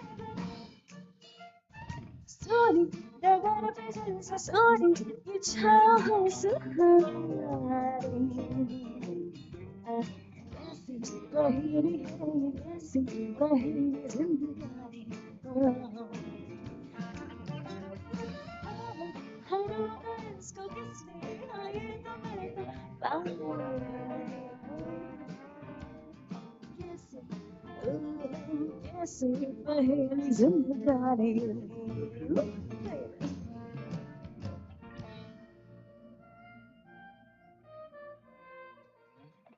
Thank you.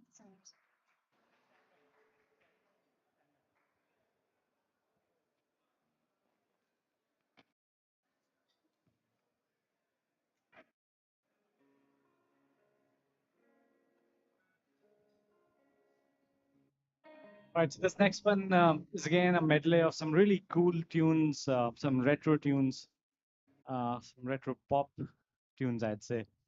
And again, I hope you like it. I'm sure you guys have heard these as well.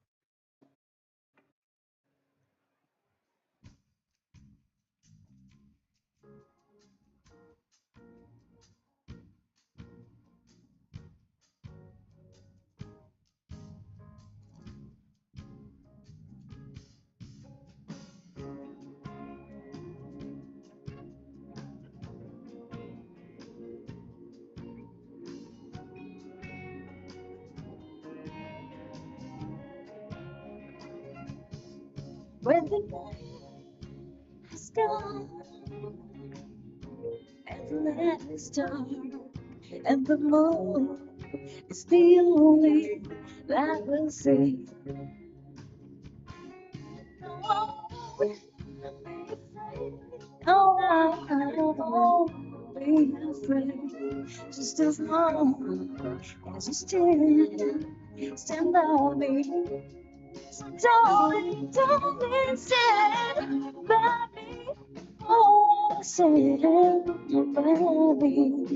Just as long as you stand by me. In the sky that we look upon crumble and fall, or the mountains crumble to the sea. I won't cry, I won't cry, no, I won't shed a tear, just as long as you stand by me. So darling, stand by me, stand by me, just as long as you stand by me.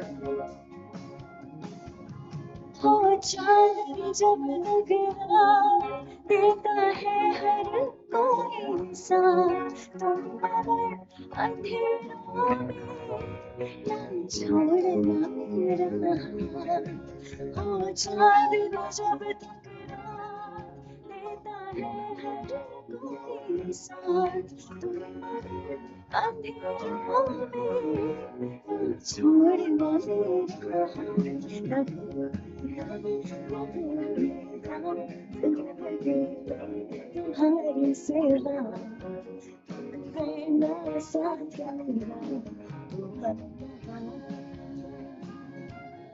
जब कोई बात बढ़ जाए जब कोई मुश्किल बढ़ जाए तुम्हारा साथ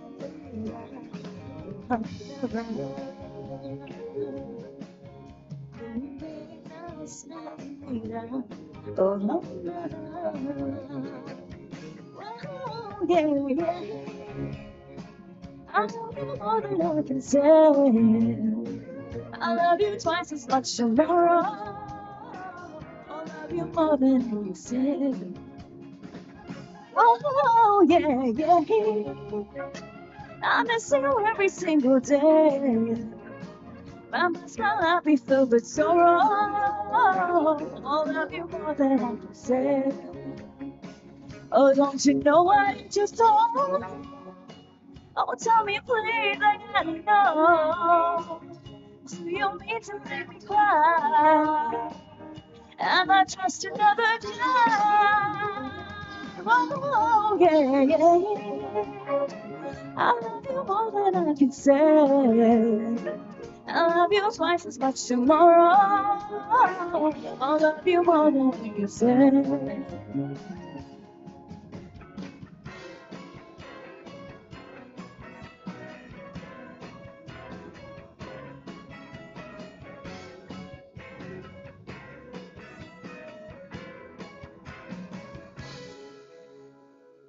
I love you, baby. And if it's quite alright, I need you, baby, to want the lonely night. I love you, baby. Trust me when I say, oh, pretty baby, don't bring me down. I pray, oh, pretty baby. Now that I've found you, stay and let me love you, baby. Let me love you. You're just too good to be true. Can't take my eyes off of you. You're real like heaven to touch. I wanna hold you so much. And all that's left is right. And I thank God that you're just too good to be true. Take my eyes off of you.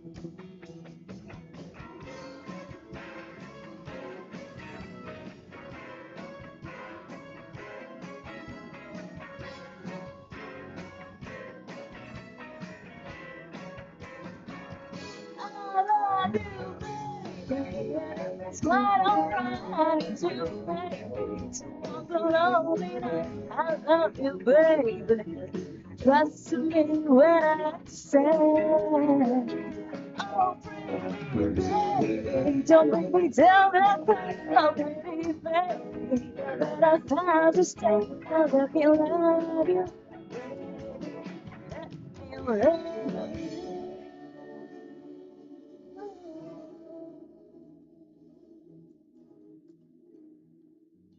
Thank you.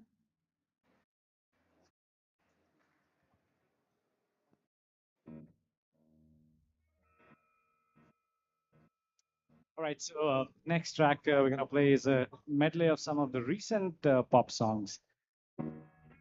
So if you like it.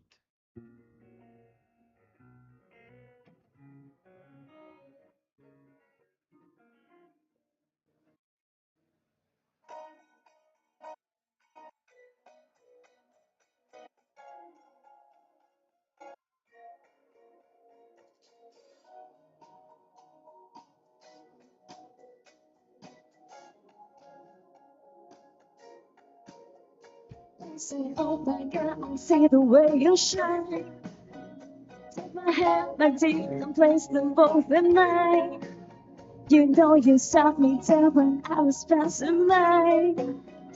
Now I beg to see you dance just one more time. Oh, I see you every time. And oh, I like your style. Yeah, you make me wanna cry. Now I beg to see you dance just one more time. Dance one more. I've never seen anybody do the things you do before. They say, move for me, move for me, move for me. One time I'm making do it all again. Tastes like strawberries on a summer evening, and it sounds just like a song. I want more berries on a summer evening. It's so wonderful. Breathe me in, breathe me in. I don't know if I could ever go without. I'm just in, you know, I don't know if I could ever go without. What am I saying? What am I saying? What am I saying?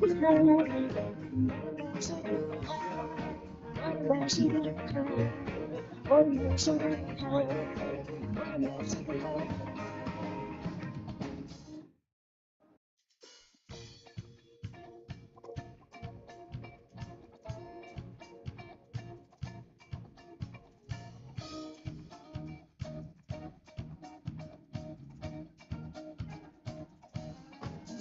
The stones feels right after my heart. Feel like you can take me away, make it okay. I swear I'll be here. You wanted control, so we waited, but I'm sure. Now I'm naked, you say I'm a kid. My ego is fake, I don't give a shit. Crazy like this, take back the time now on you.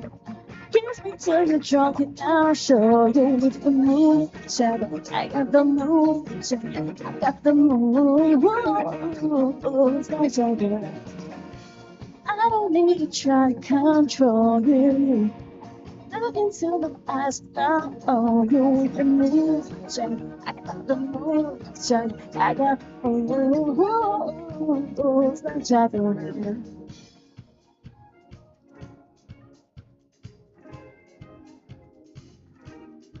I just love the feelings.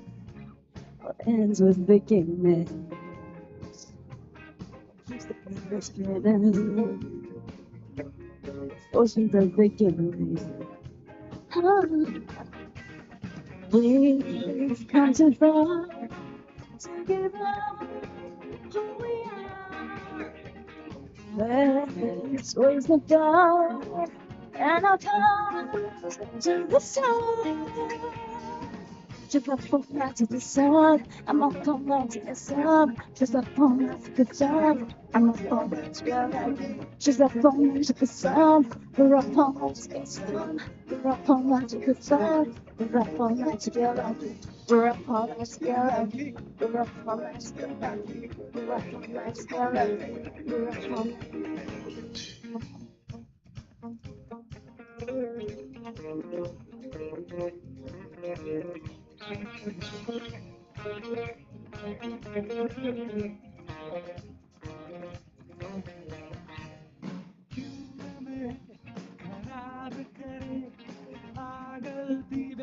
हिसाब करें दो पल की जो नींद उड़े अब पूरे सारे ख्वाब कर क्या करने हैं उम्रों के वादे ये जो रहते हैं रहने दे आधे दो बार नहीं एक बार सही एक रात की कर ले तू यारी तक मान के मेरी बात तू ऐसे जोर से नाची आज ये घुंघरू टूट गए ये घुंघरू टूट गए छोड़ के साए शर्म और लाज वैसे जोर से नाची आज ये घुंघरू टूट गए ये घुंघरू टूट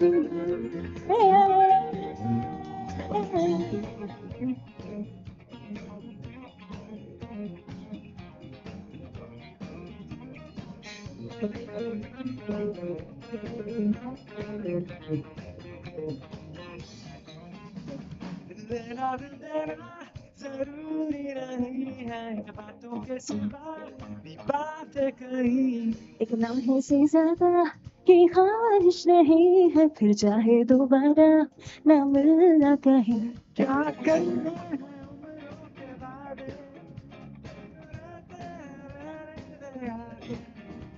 दो बार नहीं एक बार से एक रात की कर ले तू यार मान के मेरी बात तू ऐसे जोर से नाची आज ये घुंघरू ये घुंघरू छोड़ के सारे शर्म और नाच ऐसे जोर से नाचे आज ये घुंघरू टूट गए ये घुंघरू टूट गए She's a fool to the sun, I'm a fool to the sun. She's a fool to the sun, I'm a fool to the sun. We're a fool to the sun, we're a fool to the sun. We're a fool to the sun, we're a fool together. We're a fool together. We're a fool together. We're a fool together. We're a fool together. We're a fool together. We're a fool together. We're a fool together. We're a fool together. Thank you. Thank you so much. All right, now going back to the 90s, and again, any fans of A.R. Rahman in the house? Awesome. That makes for a large part of the audience, and thank you so much. This is again one of my favorite songs. This one's called Dil Se. Silas is feeding a bit.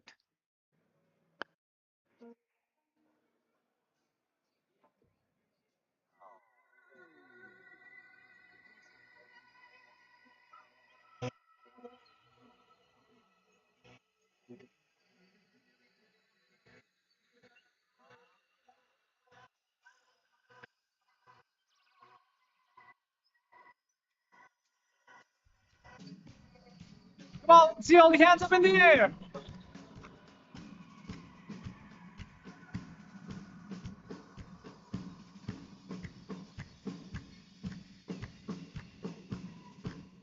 So I'm going to try and sing a really simple part. You have to sing it after me. Right? Are you ready to do that?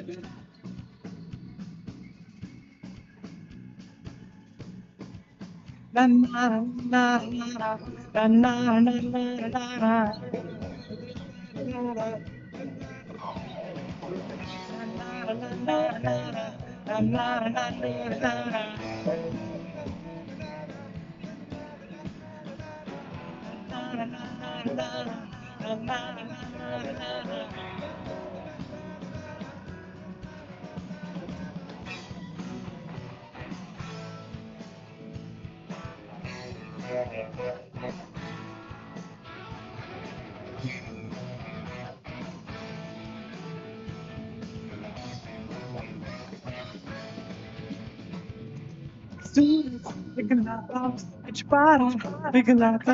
निकला दी आई थी जब दिल से आग निकली थी तुमसे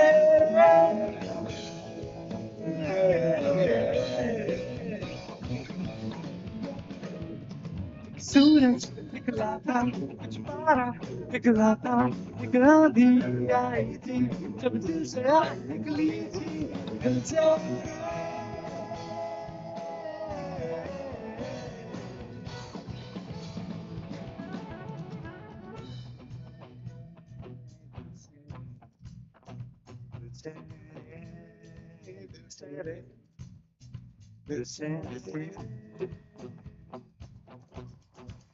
तो आखिर दिल में भी तुझसे मुश्किल है पिया पिया पिया पिया पिया पिया जिया जिया जिया जिया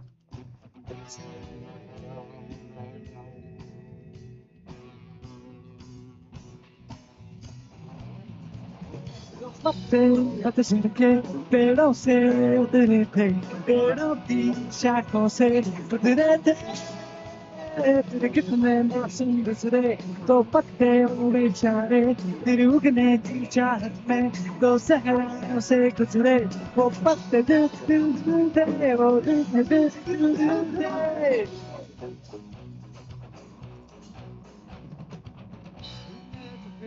होगा डरने तो दिल भी होगा मौसम गुजरते रहते हैं दिल है तो फिर दर्द होगा दर्द है तो दिल भी होगी मौसम गुजरते रहते रहते रहते रहते दिल से दिल से come on say